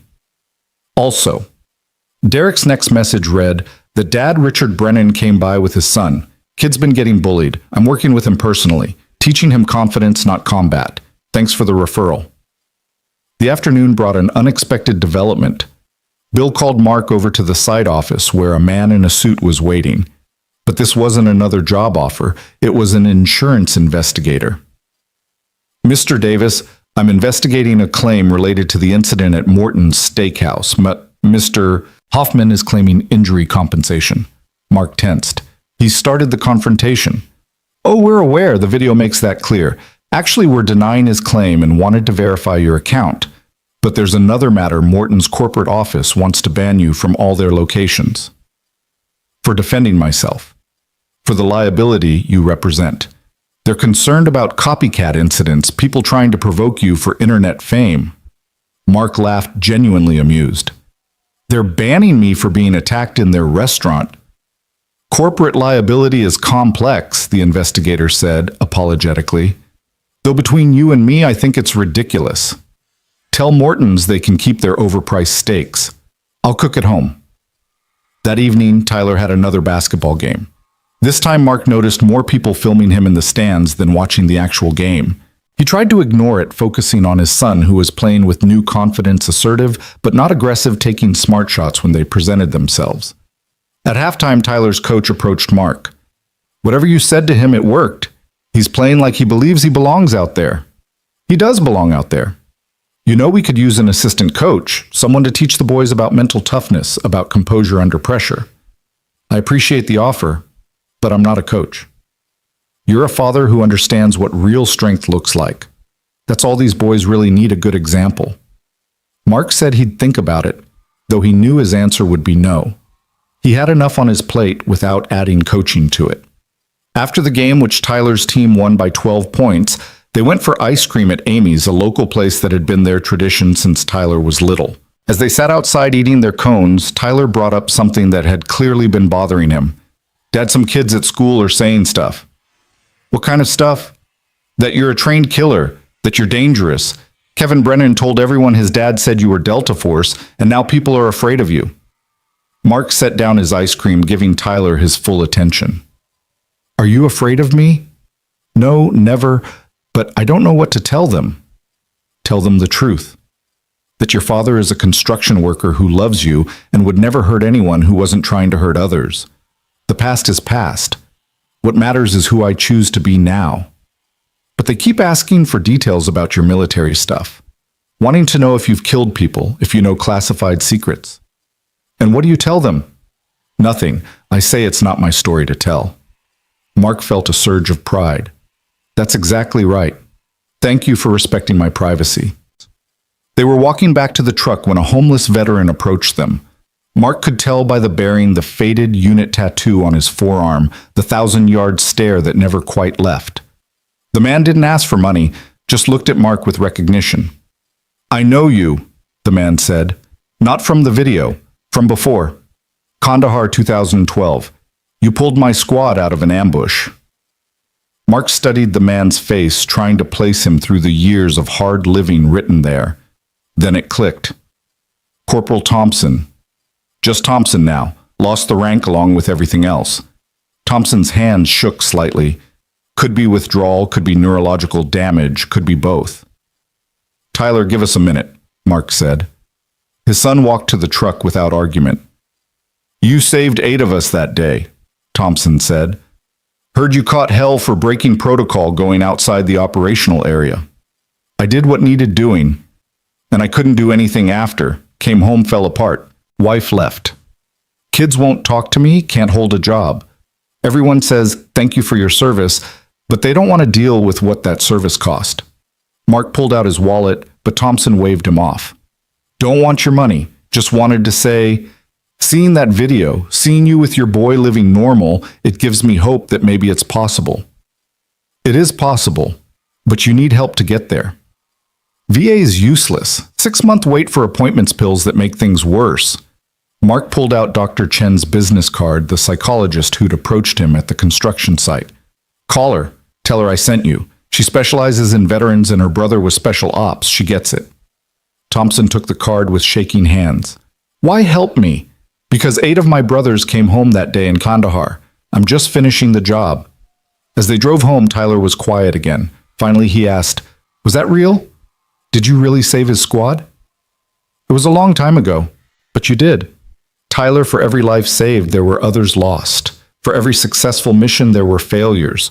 War isn't heroic. It's chaos where sometimes good people survive and sometimes they don't, and there's no meaning to any of it except what we create afterward. Is that why you have nightmares, because of the ones you couldn't save? Mark glanced at his perceptive son. Partly. Also because of the ones I didn't save the enemies. They haunt you differently, but they still haunt you. That night, after Tyler was asleep, Mark sat on his small balcony looking out over Austin's lights. His phone showed 17 missed calls from various media outlets. 3 more job offers and a text from Jennifer saying her father was awake and asking for Tyler to visit tomorrow. But the message that caught his attention was from Derek. Something you should know, that video has spawned copycats. 3 different incidents this week of people picking fights in restaurants hoping to go viral. It's becoming a problem. Mark called him immediately. What kind of incidents, Toto? Drunk idiots mostly challenging people they think look weak, hoping to either beat them up for clout or get beaten up for sympathy and views. 2 people hospitalized so far. Christ. Yeah. I've been contacted by a few other BJJ schools. We're thinking of putting out a joint statement condemning this behavior, making it clear that anyone who does this will be banned from all affiliated schools. Will that stop it? Probably not, but it's something. Mark, you might want to be careful. You're the original, the one they're all trying to recreate. Someone might come after you specifically. Let them come. I'm not changing how I live my life because of internet stupidity. But even as he said it, Mark knew things had changed. The simple anonymity he'd cultivated for 13 years was gone. He was visible now, marked known. The quiet life he'd built was under siege, not from his past, but from a present that demanded spectacle and conflict. His phone buzzed with another text, this one from Luis at the construction site. Heads up. Reporter was sniffing around after you left, asking questions about your work, trying to find something controversial. Bill ran him off, but they're not giving up. Mark set the phone aside and tried to find the peace that usually came with the night silence, but it remained elusive, chased away by the knowledge that his carefully constructed normal life was crumbling one viral moment at a time. Inside, he checked on Tyler, who was sleeping peacefully, one arm hanging off the bed, his basketball uniform tossed on the floor, despite Mark's repeated reminders about the hamper. This simple, mundane moment of a teenager being a teenager, this was what Mark had fought to preserve, not with violence in some distant country, but with choices every single day to be present, to be normal, to be boring. But boring didn't go viral. Boring didn't get 10 million views. And now, whether he wanted it or not, Mark Davis was anything but boring to the watching world. He went to his own room knowing sleep would bring the dreams, not nightmares exactly, but memories given flesh. Tonight it would probably be Kandahar again. Thompson's squad pinned down the decision to violate orders and save them anyway. Or maybe it would be the boy with the grenade, the one who looked so much like Tyler Wood at that age. As he lay down, Mark made a decision. The world wanted to see him as a warrior, a fighter, a symbol of something. But symbols were just projections of other people's needs and fears. He was none of those things, and all of them. He was just a father, trying to raise a good son in a complicated world. Tomorrow would bring new challenges visiting Harold in the hospital, dealing with Tyler's questions, facing whatever copycat idiots decided to test themselves against dad force. But tonight, in the darkness of his small bedroom, Mark Davis was just a tired construction worker who needed to be up at 5:30 for another day of building something solid and real. The last thing he thought before sleep took him was Tyler's voice from earlier. That's the part that matters, right? The showing up, the being there, the choosing to be present even when the past kept trying to pull you back. Yeah, Mark thought, as unconsciousness finally claimed him. That's the part that matters. The dream that night wasn't about Kandahar or the boy with the grenade. It was about Tyler standing in a restaurant while strangers circled him with phones, demanding he prove himself, demanding he fight. Mark woke at 3 a.m. sheets soaked with sweat, heart hammering against his ribs. He padded to Tyler's room, needing to confirm his son was safe, sleeping peacefully. The boy had kicked off his covers and was sprawled across the bed, one foot hanging off the edge. Mark adjusted the blanket and returned to his own room, knowing sleep was done for the night. He made coffee and sat at the small kitchen table, reviewing the construction plans for the coming week. They were starting a new project, a community center in East Austin, the kind of place where kids could go after school instead of getting into trouble. It was the sort of build that made the work meaningful, that reminded him why he'd chosen this life. His phone vibrated with a message from an unknown number. Against his better judgment, he opened it. A video file taken at what looked like a bar in Dallas. Some drunk idiot in an affliction shirt was harassing an older man, pushing him, calling him out, while his friends filmed. The caption read, "Trying to find my dad force moment." The older man tried to walk away, but the drunk followed, eventually sucker punching him. The video cut off with the old man on the ground, blood pooling beneath his head. Mark's hands tightened on the phone until he worried the screen might crack. This was his fault. Not directly, but the connection was undeniable. His moment of violence, justified or not, had inspired others to seek their own viral fame through conflict. Another message came through, this one from Derek. "You seen this Dallas video, old man's in ICU, skull fracture. The attacker's already claiming he was standing his ground, that the old man threatened him first. Security footage shows otherwise, but the damage is done." Mark called him immediately despite the early hour. Derek answered on the first ring, sounding like he hadn't slept either. "This is spiraling," Derek said without preamble. "I've been monitoring social media. There's a whole subculture forming around recreating your video. They're calling it Finding the Father. It's sick. We need to do something." "Like what?" "You can't put the genie back in the bottle. Once something goes viral, it takes on a life of its own." Mark thought about Thompson, the homeless vet, about the construction workers who looked at him differently now, about Tyler navigating questions at school. "Maybe we can't stop it, but we can redirect it." "What do you mean?" "You're already changing your curriculum, focusing on de-escalation. What if we expanded that? What if we made a counter-narrative? You want to go public. I thought you were avoiding the media." "I was, but hiding isn't working. Maybe it's time to control the message instead of letting others define it." They agreed to meet later that morning after Mark dropped Tyler at school. As he prepared breakfast, his son emerged, rubbing sleep from his eyes. "You're up early even for you," Tyler observed. "Couldn't sleep. How about pancakes?" "On a Tuesday, what's the occasion?" "No occasion. Just felt like making my son pancakes." As Tyler ate, Mark studied him, noting the new confidence in his posture, the way he'd started carrying himself differently since the restaurant incident. Not aggressive, but assured. It was a good change, but Mark wondered about the long-term effects of that night. "Dad, there's something I need to tell you," Tyler said, syrup dripping from his fork. "Some guys from school want to meet you. They're talking about starting a fighting club, and they want you to train them."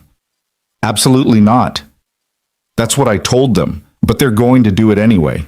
They've been watching YouTube videos practicing in Jimmy's garage. Someone's going to get hurt." Mark set down his coffee mug harder than intended. "Give me names." "Dad, I'm not a snitch. You're not snitching. You're preventing serious injury. These boys have no idea what they're playing with." Tyler provided the names reluctantly, and Mark made a mental note to call their parents. But he knew that was just treating the symptom, not the disease. The disease was the glorification of violence, the idea that physical dominance determined worth everything he'd spent years trying to leave behind. After dropping Tyler at school with a promise to visit his grandfather that afternoon, Mark drove to Apex BJJ Academy. The place looked different from the outside new signage that emphasized personal development through martial arts rather than home of champions. Inside, he found Derek leading a class of middle-aged professionals through breathing exercises. Mindfulness before motion, Derek was saying. If you can't control your breathing, you can't control anything else.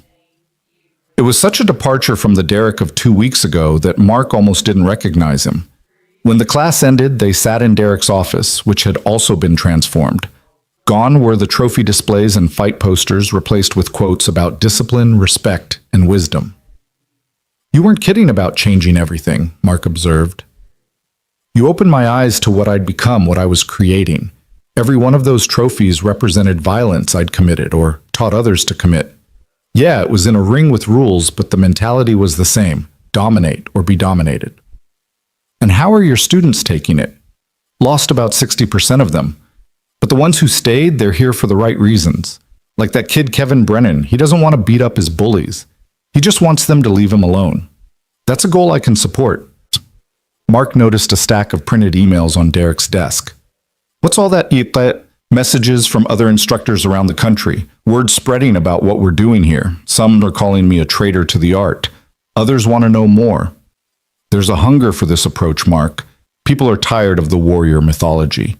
They want practical skills for real life. Which brings us to the media problem. Derek pulled up his laptop, showing Mark a compilation of Finding the Father videos, dozens of confrontations, most ending badly, all inspired by the original Morton's incident. It's becoming a movement, Derek said, and not a good one. These people are using your video as justification for violence. Then we need to reclaim the narrative. You said other instructors are interested in your new approach. Yeah, about a dozen so far. What if we brought them together? Created a unified message about what real strength looks like. Not just you and me, but a coalition of instructors teaching de-escalation, emotional regulation, protective rather than aggressive mindsets. Derek leaned back in his chair, considering. That's actually brilliant.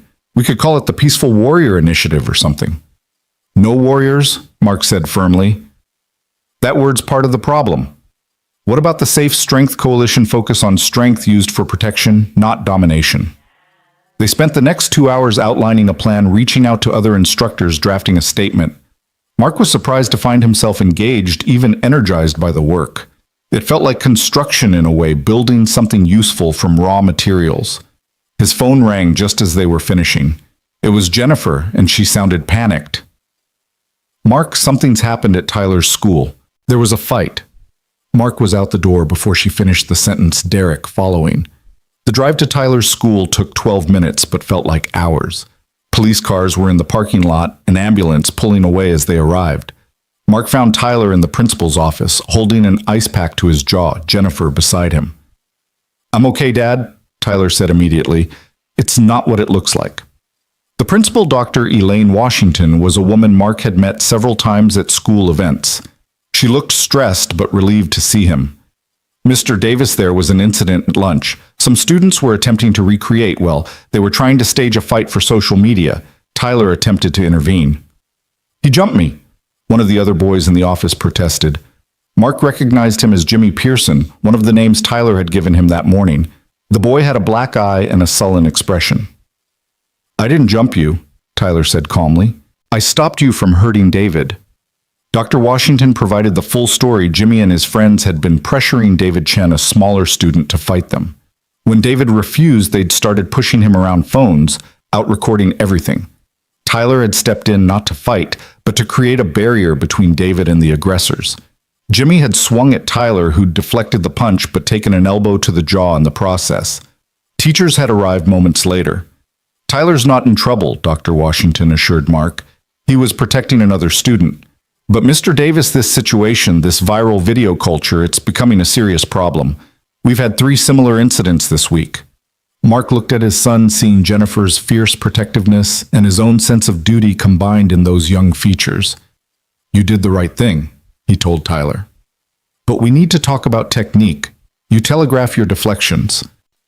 Tyler smiled slightly, then winced at the pain in his jaw. Jennifer shot Mark a look that was part exasperation, part amusement. That's your takeaway. He needs better technique. He needs to be able to protect himself and others without getting hurt. That requires proper training. Dr. Washington cleared her throat. Mr. Davis, I wonder if you might consider speaking to our student body about violence consequences, the reality versus the fantasy. Your voice carries weight right now, whether you want it to or not. Mark's instinct was to refuse to maintain his privacy, but looking at Jimmy Pearson's defiant face, at his son's bruised jaw, at the exhaustion in the principal's eyes, he realized hiding was no longer an option. I'll do it, he said, but I'm bringing help. That afternoon, after confirming Tyler was okay and didn't have a concussion, they visited Harold in the hospital. The old man looked better color returning to his face, though he was still weak. When he saw Tyler's bruised jaw, his eyes flashed with the old protective anger. Who did that to you?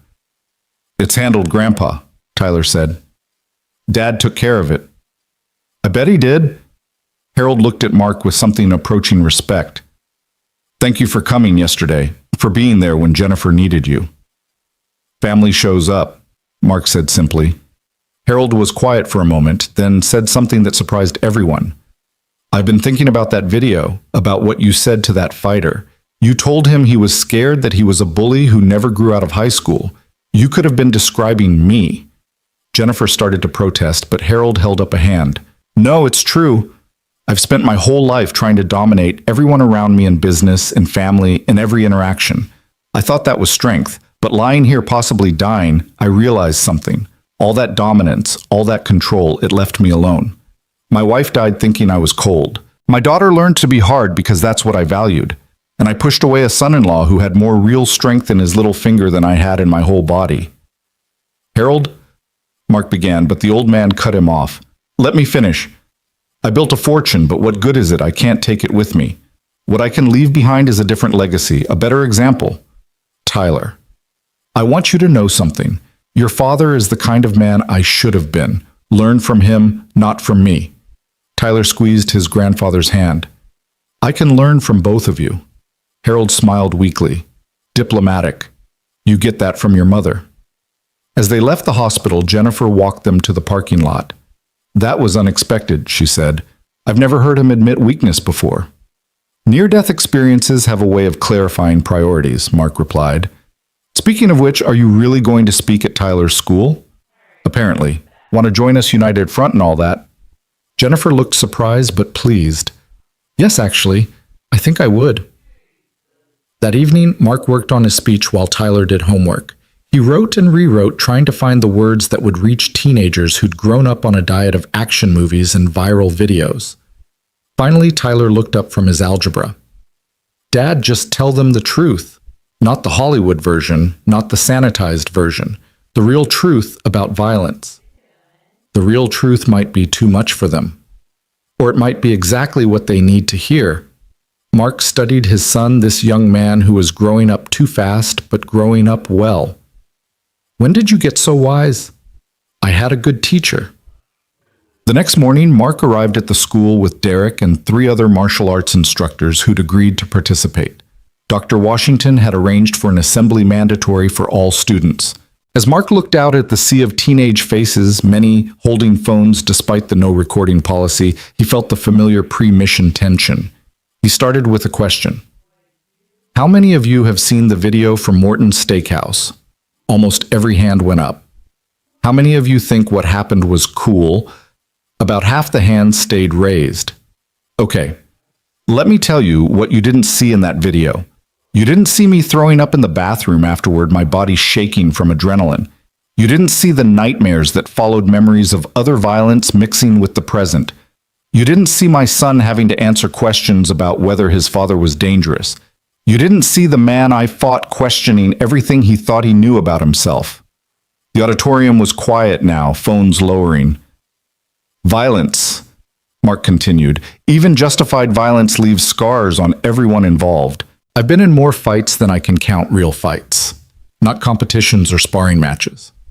Life and death fights in places you've only seen in video games. And I can tell you with absolute certainty that every single one diminished me. Every punch thrown, every person hurt, took a piece of my humanity that I had to fight to get back. A student in the front row raised his hand. But you won. You beat that black belt easily. Did I win? My son had his birthday dinner ruined. A man was humiliated in front of his students. A restaurant full of people was traumatized. I was forced to reveal parts of myself I'd rather keep buried. Where's the victory in that? Derek stepped forward. I was the man in that video, the one who started the fight. And I can tell you there were no winners that night. I lost more than a fight. I lost my identity, my confidence, my sense of self. It forced me to confront who I'd become, and I didn't like what I saw. The students were fully engaged now, the reality of consequences sinking in. Mark continued for another 20 minutes, describing real violence without glorifying it, explaining the difference between protection and aggression, between strength and dominance. The other instructors shared their perspectives, each adding another layer to the message. Then Jimmy Pearson, the boy who'd started the fight yesterday, raised his hand. But what if someone disrespects you? You can't just let that go. Mark walked closer to the boy, his presence filling the space without threat. Son, do you know what real disrespect looks like? It's watching your friend bleed out in your arms because someone planted an IED. It's a child being used as a human shield. It's people with power destroying those without it for sport. Someone calling you names, challenging your masculinity, questioning your worth. That's not disrespect. That's insecurity, looking for validation. And giving them the reaction they want doesn't make you strong. It makes you a puppet dancing on their strings. The assembly ended with Derek announcing the Safe Strength Coalition, inviting students to attend free workshops on de-escalation and emotional regulation. The response was better than expected. Nearly 100 students signed up immediately. As they were leaving, Dr. Washington stopped Mark. That was powerful, thank you. Did it work, Matt? Time will tell, but you gave them something to think about besides viral fame. Over the following days, something unexpected happened. The speech, which someone had inevitably recorded despite the ban, went viral itself. But this time, the message was different. #Real Strength started trending, with people sharing stories of times they'd walked away from fights, chosen peace over violence, protected rather than dominated. Mark tried to ignore it all, returning to work at the construction site, maintaining his routine. But the world had shifted around him. The copycat incidents decreased, though they didn't stop entirely. The Safe Strength Coalition grew, with instructors from around the country joining. Saturday morning came again, and Mark met Derek for their run. This time they were joined by Thompson, the homeless vet who'd called Dr. Chen and started getting help. He was shaky but sober, determined but struggling. One day at a time, he said as they stretched. That's what Doc Chen says. One day, one choice, one step. They ran at Thompson's pace, which was barely more than a jog. But he made it 3 miles before having to stop, which Derek said was impressive for someone in his condition. You saved my squad in Kandahar, Thompson said as they cooled down. Now you're saving me again. You're saving yourself, Mark corrected. I just pointed you toward help. That's what you did in Kandahar too, pointed us toward safety, then covered our retreat. You were always better at the protecting than the killing. We all were, we just forgot sometimes. That afternoon, Mark was helping Tyler with basketball practice in the park when a group of young men approached. Mark tensed, ready for trouble, but they stopped at a respectful distance. Mr. Davis, one of them said, we were at the assembly. What you said, it changed things for us. We wanted to thank you. No thanks necessary. Actually, there is. We were planning something stupid, a fight club thing trying to be tough. After hearing you and Mr. Hoffman speak, we realized we were just scared kids trying to prove something that didn't need proving. Tyler stepped forward. You're the guys from Jimmy's crew. Yeah, Jimmy's still being an idiot, but the rest of us are out. We signed up for the Safe Strength workshops. After they left, Tyler looked at his father with pride. You did that. You changed their minds. Derek did it. The coalition did it. I just told the truth. The truth needed your voice to be heard. That evening, Mark's phone rang with a number he didn't recognize. He almost didn't answer, but something made him pick up. Mr. Davis, this is Michael Chen. David Chen's father, my son is the one your boy protected at school. I hope David's okay. He is, thanks to Tyler, but I'm calling about something else. I'm a documentary filmmaker, and I've been following the story since the Mortons video. The copycats, the coalition your speech, it's become something bigger than just a viral video. It's become a conversation about masculinity, violence, and what real strength means in modern society. I'm not interested in being in a documentary. I understand, but this isn't just about you anymore. It's about Derek's transformation, the coalition's work, the kids choosing different paths. Your story started it, but it's become everyone's story. Would you at least consider letting me film the coalition's workshops? No interviews with you, unless you change your mind just documenting the positive changes happening. Mark thought about it. The attention was everything he'd tried to avoid, but maybe that was selfish. If the story could help others prevent violence, change. Minds didn't he have an obligation to let it be told, I'll think about it, he said. That's all I ask. Later that night, as Mark tucked Tyler in, something he still did occasionally, despite his son's age, Tyler asked a question that had been bothering him. Dad, do you regret that night at Morton's, not the fight, but going there at all? Mark sat on the edge of the bed, considering. No, because everything that's happened since Derek changing the coalition, forming kids, reconsidering violence, none of that happens without that night. Sometimes the worst moments lead to the best outcomes. So it was worth it. Ask me in a year. Change takes time to measure. As Mark prepared for bed himself, his phone showed one new message. It was from Colonel Patterson, the Delta Force commander he'd blocked. The message had come through a different number. Mark, I know you don't want to hear from me, but you should know something. What you're doing with this coalition, this message about protective strength, it's reaching active duty guys too. I've had 3 operators ask about transition programs after seeing your speech. You're helping brothers you don't even know about. That's real leadership. Proud of you, son. Patterson. Mark deleted the message but felt something shift inside him. Maybe this was what his military service had been preparing him for, not the violence but the credibility to speak against it. The authority to say that real strength wasn't about domination, but about protection, not about winning, but about building. He thought about Tyler's question. Was it worth it? The disruption to their quiet life, the exposure, the responsibility of being a symbol he never wanted to be. Looking through his bedroom door at Tyler's room, remembering the pride in his son's eyes, thinking about the kids who'd changed their minds about Derek's transformation, about Thompson getting help. Mark thought maybe it was. The construction site would be there Monday morning. He'd frame walls, pour concrete, build something tangible and lasting. But perhaps he was building something else too. Something less visible but no less real. A different definition of strength.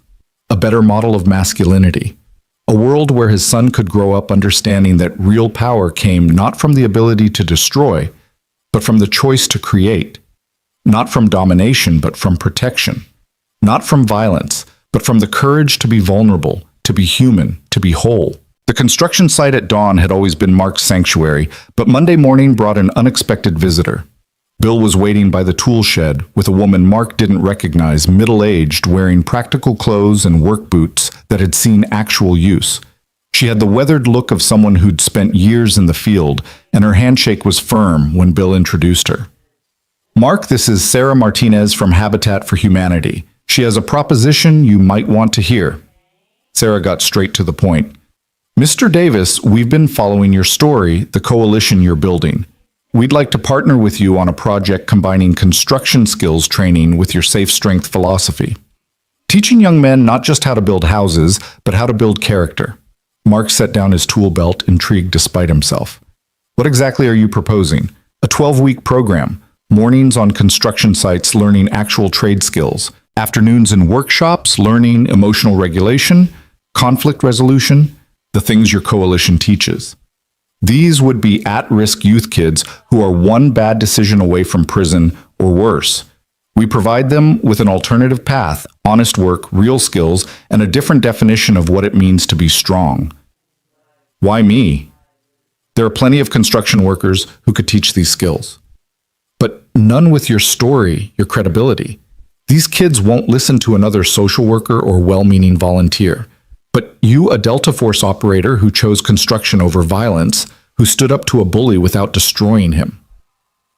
You're speaking their language while showing them a different vocabulary. Mark looked at Bill, who nodded encouragingly. I've already talked to the company. They're willing to donate materials and my time to supervise. It's good PR for them, and honestly, it's good work. When would this start? Next month, if you're willing. We have funding for 20 participants in the first cohort. If it works, we expand. Mark thought about Tyler, about the kids who'd approached him in the park, about Thompson fighting to stay sober, about all the young men searching for meaning in a world that told them domination was strength. I'll do it on one condition. Derek Hoffman and the other coalition instructors are full partners. This isn't the Mark Davis show. It's about the message, not the messenger. Sarah smiled. Already talked to Mr. Hoffman. He's on board if you are. That evening, Mark found Tyler doing homework at the kitchen table, his jaw still showing faint bruising from the school incident. The news about the Habitat program seemed to energize him. That's amazing, Dad. You're going to be teaching kids to build things instead of break them. It's more complicated than that. These are going to be tough kids, probably angry, definitely skeptical. Some of them might be gang-affiliated, drug-involved. It's not going to be easy. Nothing important ever is, Tyler said, echoing words Mark had told him years ago. Can I help? You want to help. I'm 16, Dad. Some of these kids won't be much older than me. Maybe they need to see someone their age who chose a different path. Mark felt the familiar surge of pride and concern that came with watching his son grow into his own person. We'll see. Let's start with you healing up from your last intervention. The week progressed with a strange new rhythm. Mornings at the construction site, evenings planning the Habitat program with Sarah and Derek, weekends maintaining the rituals that kept him grounded, the Saturday runs, Sunday basketball with Tyler. But Thursday brought another disruption. Mark was installing drywall when his phone rang with Jennifer's number. Her voice was tight with barely controlled panic. Mark, Tyler's missing. The words hit like a physical blow. What do you mean missing? He left school at lunch and hasn't come back. It's been 3 hours. The school called me when he didn't show up for fifth period. I've tried calling him, but his phone's off. Mark was already moving, grabbing his keys, his mind shifting into operational mode, assess, analyze, act. Did he say anything this morning? Was he upset? No, he seemed fine. Happy even talking about the Habitat program. I'm on my way to the school. Call me if you hear anything. The drive to Tyler's school was a blur of controlled panic. Mark's mind ran through scenarios, accident, abduction, running away. None of them made sense. Tyler was level-headed, responsible, not the type to disappear without word. Dr. Washington met him at the entrance, her face grave. Mr. Davis, we've reviewed security footage. Tyler left voluntarily, but he was with someone, an older teenager we don't recognize. Show me. The grainy footage showed Tyler walking out with a young man, maybe 18 or 19, wearing a hoodie that obscured his face. Tyler didn't appear to be under duress, but something about his body language seemed off-tense, uncertain. Have you called the police? We were waiting for you since he left voluntarily, and it's only been a few hours. Call them now. As Dr. Washington made the call, Mark's phone buzzed with a text from an unknown number. A single line, "Your son is safe. Morton's Steakhouse. Come alone." Mark's blood went cold. Morton's, where everything had started. This wasn't random. Someone was making a statement, likely another copycat seeking viral fame, but this time they'd involved Tyler. He showed the message to Dr. Washington, who immediately wanted to alert the police, but Mark knew that could escalate things, put Tyler in danger. "Give me 30 minutes, he said. "If you don't hear from me, send everyone." "Mr. Davis, you can't..." But he was already gone. The drive to Morton's was the longest 15 minutes of Mark's life. His training kept him focused, but underneath the operational calm was a father's terror. Tyler was everything. Without him, none of the rest mattered. The restaurant was less crowded than it had been that night 3 weeks ago, a late lunch crowd rather than the dinner rush. Mark entered to find a scene that was eerily familiar, yet different. In the same corner where he and Tyler had sat, his son was now seated across from someone Mark recognized with a jolt, Jimmy Pearson. The kid from school who'd started the fight, Tyler had stopped. But Jimmy wasn't alone. 3 other young men stood nearby, all filming with their phones. And standing behind Tyler, hand resting on his shoulder in a gesture that was both casual and threatening, was someone Mark didn't recognize, older, harder, with prison tattoos visible on his neck. "Dad?" Tyler said, his voice steady, but his eyes showing fear. "I'm okay." "Let him go," Mark said, his voice carrying the quiet authority that had once commanded soldiers in combat. The tattooed man smiled. "The famous Mark Davis. Dad force himself. My little brother here tells me you're the reason he's gone soft. Says your speech made him think violence is wrong. I thought we should have a conversation about that." Mark assessed the situation tactically. 4 potential hostiles, multiple recording devices, civilian bystanders who could be caught in crossfire if things went bad, and Tyler in the middle of it all. "You're Jimmy's brother, Yatsu. Jake Pearson. Did a nickel in Huntsville for aggravated assault. Got out 6 months ago. Been trying to teach Jimmy how to be a man, but your little presentation confused him. And you thought taking my son would prove something. Not taking, inviting. See, Jimmy told Tyler we wanted to talk, set things right. Your boy came willingly. Brave kid. Stupid, but brave." Tyler started to speak, but Jake's hand tightened on his shoulder, silencing him. Mark saw his son wince and felt rage build in his chest, not the hot anger of the untrained, but the cold fury that had once made him lethal in combat. "Here's what's going to happen," Jake continued. "You're going to admit that all that peaceful warrior bullshit is just that bullshit. You're going to show everyone that when it counts, violence is what matters, and you're going to do it by fighting me. And if I refuse, then we leave with Tyler and this conversation continues elsewhere, somewhere without witnesses." The threat was clear, and Mark knew Jake was probably serious. Prison had a way of removing inhibitions about violence, and someone fresh out often had something to prove. "Dad, don't," Tyler said. "He doesn't matter. What he thinks doesn't matter." Jake laughed. "Kid's got heart. Must get it from his mother because his father's just standing there." Mark took a step forward, then another, moving with the deliberate pace of someone who'd learned that rushing into violence was rarely the answer. He stopped just outside of striking distance, close enough to act if needed, but far enough to maintain options. "You want to prove violence matters," Mark said. "Fine. You've already proven it. You took my son. You're threatening a child. You've shown everyone here that you're exactly the kind of man I was warning against, someone so insecure in his own worth that he needs to dominate others to feel significant. Big words from a killer. Yeah, I know about you. Delta Force 43 confirmed kills. You think you can just walk away from that, pretend to be normal? I don't pretend anything. Every life I took weighs on me.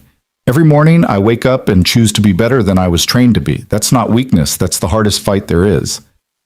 Jake pulled out a knife, the blade catching the restaurant's ambient lighting. Several patrons gasped, some fleeing, others pulling out phones to record. "How about now still want to talk about choice and peace?" Mark's entire body shifted almost imperceptibly. Weight redistributing, hands positioning. Everyone in the room felt the change, the predator awakening, but his voice remained calm. "You pull a knife on my son, and all choices end. Not for me, for you. I've been showing restraint because I believe in second chances, because your brother is just a confused kid, because violence should be the last option. But if you don't put that knife away in the next 3 seconds, you'll learn what special operations really means." Something in Mark's eyes must have penetrated Jake's prison-hardened bravado because his hand wavered. In that moment of uncertainty, Tyler acted. He grabbed a water glass from the table and threw it at Jake's face, then rolled sideways off his chair as Jake instinctively flinched. Mark moved faster than anyone in the room could follow. The knife was out of Jake's hand. Jake was on the ground, and Mark had him in a control hold that looked effortless, but had the man gasping in pain. "Jimmy?" Mark said, not even breathing hard. "Come here." The younger Pearson approached tentatively, his phone forgotten in his hand. "Your brother needs help," Mark said. Prison didn't rehabilitate him, it just taught him to hide his violence better. He's going to end up back inside or dead if he keeps this path. You can follow him or you can choose differently. But if you ever come near my son again, if you ever threaten another student, I won't be this gentle. He released Jake, who scrambled to his feet, cradling his arm. The rage in his eyes was mixed with something else, now fear and maybe a flicker of understanding. "This isn't over," Jake said, but it sounded more like a plea than a threat. "Yes, it is," Mark replied, "because you're going to walk out of here and you're going to think about what just happened. You came here with numbers, with weapons, with every advantage, and you lost without me throwing a single punch. That's what training and discipline look like. That's what real strength is, knowing you can destroy someone and choosing not to." Jake looked at his brother, then at Tyler, who was standing now shaken but unharmed. Something passed between the brothers' disappointment from Jimmy, shame from Jake. They left without another word, their friends trailing behind them. Mark immediately went to Tyler, checking him for injuries, pulling him into a fierce hug that his son returned without teenage embarrassment. "I'm sorry, Dad." Jimmy said he wanted to apologize to talk things out. You thought you could help, I know, but Tyler, you can't save everyone. Some people don't want to be saved." The police arrived minutes later, followed by Jennifer, who was frantic. Statements were given, videos were reviewed, and Jake Pearson was arrested on charges of kidnapping, assault, and terrorist threats. Jimmy was taken in for questioning, but would likely avoid charges given his age and cooperation. That evening, after the chaos had settled and Tyler was safe at home, Mark sat with his son on their small balcony looking out over the city lights. "I was scared today," Tyler admitted. "When Jake pulled that knife, I thought, I know, I was scared too." "You didn't look scared. You looked dangerous." Mark chose his words carefully. "I was both. Fear and capability aren't mutually exclusive. I was terrified for you, and that fear made me dangerous. But I controlled it, channeled it. That's the difference between a protector and a predator." "Is Jake going back to prison?" "Probably. He violated parole by carrying a weapon and committing assault. But prison won't fix what's broken in him. It'll just delay the inevitable." "What about Jimmy?" "Jimmy has a choice to make. He can follow his brother's path or forge his own. Today might have shown him where his brother's path leads." Tyler was quiet for a moment, then asked, "Did you mean what you said about not throwing a punch?" "Being real strength." Every word. Jake expected violence. He was prepared for it, even wanted it. By not giving him what he expected, I took away his power. Violence would have validated his worldview. Restraint challenged it. "But you would have hurt him if he'd hurt me." "Without hesitation," Mark admitted. That's the paradox of being a protector. You have to be capable of violence while choosing peace. You have to be dangerous enough that your choice of restraint means something. The next morning brought another media storm. The new incident at Morton's, videos of Mark's restraint in the face of a knife-wielding attacker, Tyler's brave escape, it all went viral within hours. But this time, the narrative was different. The comments focused on Mark's control. His choice not to destroy someone who threatened his child, the way he'd turned a violent confrontation into a teaching moment. Derek called early. "You've done it again. But this time you've shown something even more important than the first video. You've shown that strength isn't just about capability, it's about choice." It shouldn't have happened at all. Tyler shouldn't have been involved. But he was, and he handled himself well. "You've raised a good kid, Mark. One who tries to help others even when it's dangerous." Sarah Martinez from Habitat called next. "After yesterday, we've had 50 more applications for the program. Everyone wants to learn what you call real strength. We might need to expand faster than planned." Michael Chen, the documentary filmmaker, sent a text. "This story keeps evolving. Please consider letting me document it properly. The world needs to see this." But the message that mattered most came from Tyler's school. Dr. Washington reported that Jimmy Pearson had come to her office that morning voluntarily asking to be enrolled in counseling and the safe strength workshops. He'd also written a letter of apology to Tyler and David Chen. "He seemed different," Dr. Washington said. Seeing his brother in action, seeing where that path leads, changed something in him. That Saturday, Mark's regular run with Derek had unexpected additions. Thompson was there, looking healthier, having strung together 2 weeks of sobriety. But so were 3 other veterans who'd heard about the informal support group forming around these morning runs. "Word spreads," Thompson explained. "Guys coming home trying to figure out how to be normal, they need examples. You're showing us it's possible." They ran as a group, different paces accommodated, no one left behind. It reminded Mark of patrol movements in Afghanistan, the strong protecting the vulnerable, everyone making it home together. As they cooled down, one of the new veterans, a young woman named Maria, who'd lost her left leg to an IED, asked the question Mark had been expecting. How do you deal with the dreams? The memories, I can't shake them. Mark considered his answer. You don't shake them. You integrate them. The dreams are your mind trying to process experiences that don't fit normal life. Fighting them makes them stronger. Accepting them, understanding them, that takes away their power. But how? By building something better. Every good thing you do, every person you help, every positive choice you make, that's you writing a new chapter. The old chapters don't disappear, but they become part of a larger story, one where you're the hero, not the victim. Derek added, that's what the Safe Strength Coalition is really about. Not forgetting who we were, but choosing who we become. The following week, the Habitat program officially launched. 20 young men ages 17 to 24 most, with records all with attitudes gathered at a construction site in East Austin. Mark stood before them in work clothes, Tyler beside him as a peer mentor. Gentlemen, Mark began, you're here because someone believes you can change. Maybe it's a parent, a parole officer, a judge. But that doesn't matter. What matters is whether you believe it. One kid couldn't have been more than 18 spoke up with practiced bravado. Why should we listen to you, old man? Before Mark could respond, Tyler stepped forward. Because 2 weeks ago, someone put a knife to my throat and my father could have killed him. Easy. Instead, he showed mercy. He showed that real strength isn't about what you can do, it's about what you choose to do. That's what you're here to learn. The kid looked between Tyler and Mark, the bravado fading. Your pops is really Delta Force. Was, Mark corrected. Now I'm a construction worker. And for the next 12 weeks, I'm your instructor. You're going to learn to build houses for families who need them. You're going to learn skills that can earn you honest money. And you're going to learn that creating something is infinitely more satisfying than destroying it. The first day was rough. Half the group was skeptical, a quarter was hostile, and the rest were just going through the motions to satisfy probation requirements. But Mark had dealt with resistant recruits before.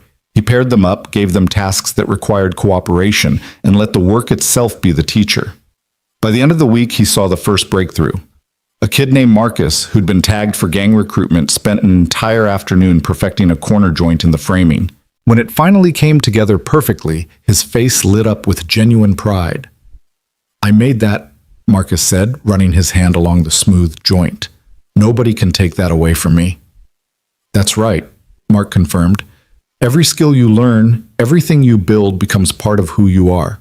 No one can steal knowledge. No one can revoke experience. This is yours forever. That evening, Tyler helped Mark clean up the site. They worked in comfortable silence until Tyler said, some of those guys remind me of Jimmy before he changed, angry at everything because they don't know what else to be. Anger is often fear wearing armor, Mark replied. They're afraid they don't matter, that they have no value beyond their ability to intimidate. We're showing them different ways to matter. Is it working? Ask me in 11 weeks.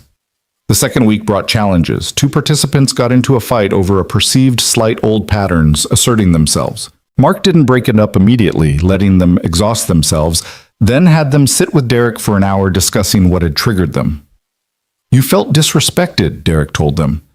But respect isn't taken, it's earned. And you don't earn it by fighting. You earn it by controlling yourself when fighting would be easier. By the third week, the group had developed a rhythm. Mornings were spent learning construction skills, afternoons in workshops. Mark taught them about structural integrity, both in buildings and in character. Derek taught them about discipline and emotional regulation. Other coalition instructors taught conflict resolution, financial literacy, basic life skills many had never learned. Tyler became an unexpected bridge between the instructors and participants. His age made him relatable.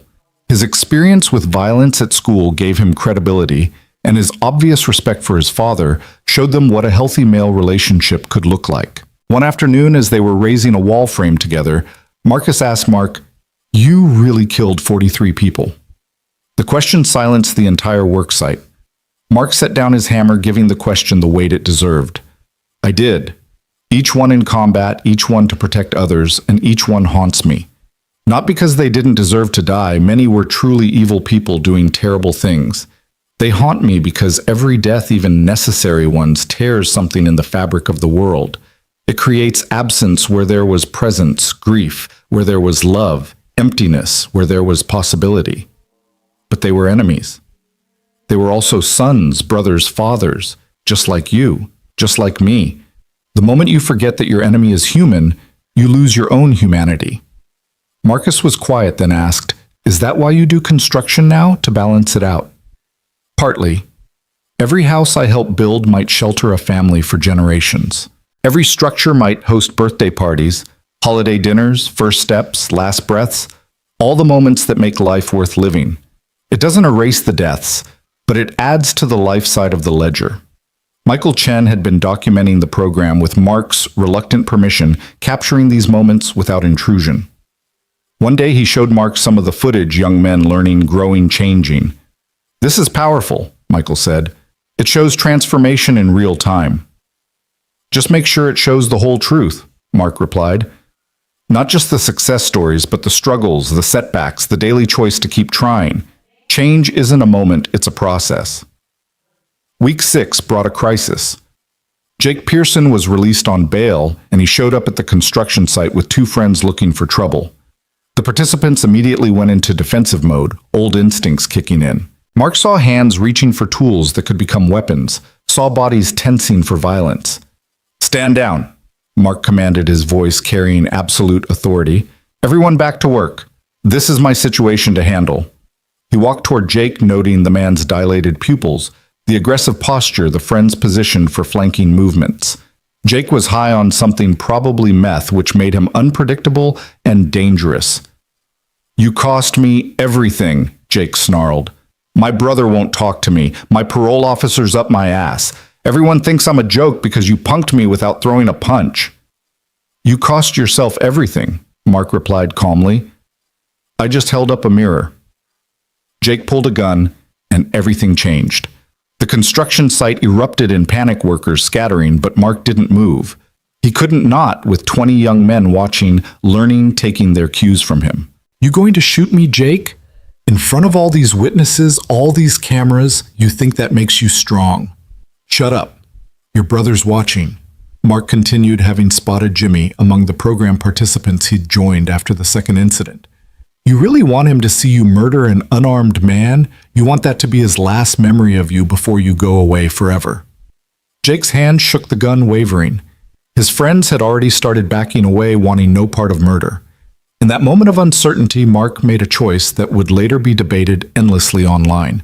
He turned his back on Jake and walked away. The symbolism was devastating. Here was an armed, dangerous man, and Mark was showing him the ultimate disrespect, not considering him enough of a threat to face.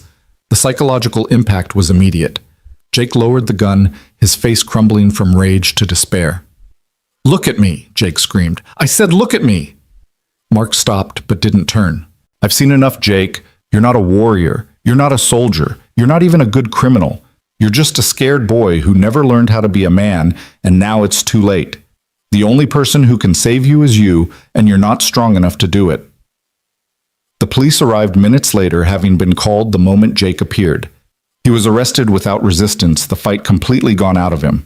As he was led away, he looked broken, defeated in a way that no physical beating could have achieved. Jimmy approached Mark afterward, tears streaming down his face. "He's my brother. I should hate you for what you just did to him." "Do you?" "No, I hate him for making you do it, and I hate myself for not seeing what he really was sooner." "Don't hate," Mark said. "Understand? Your brother is a cautionary tale, an example of what happens when strength is confused with violence, when respect is demanded instead of earned. Learn from his mistakes." That night, Tyler asked his father about the gun incident. "Weren't you scared when you turned your back?" "Terrified," Mark admitted. "But I knew Jake. I'd studied him, understood him. He needed an audience, needed validation. By denying him both, I took away his power. It was a calculated risk. What if you'd been wrong? Then you'd have learned a different lesson today, that sometimes principles are worth dying for, and that your father loved you enough to show you what real courage looks like." "That's messed up, Dad. Yes, it is, but so is a world where men like Jake think guns make them strong. Someone has to show them differently.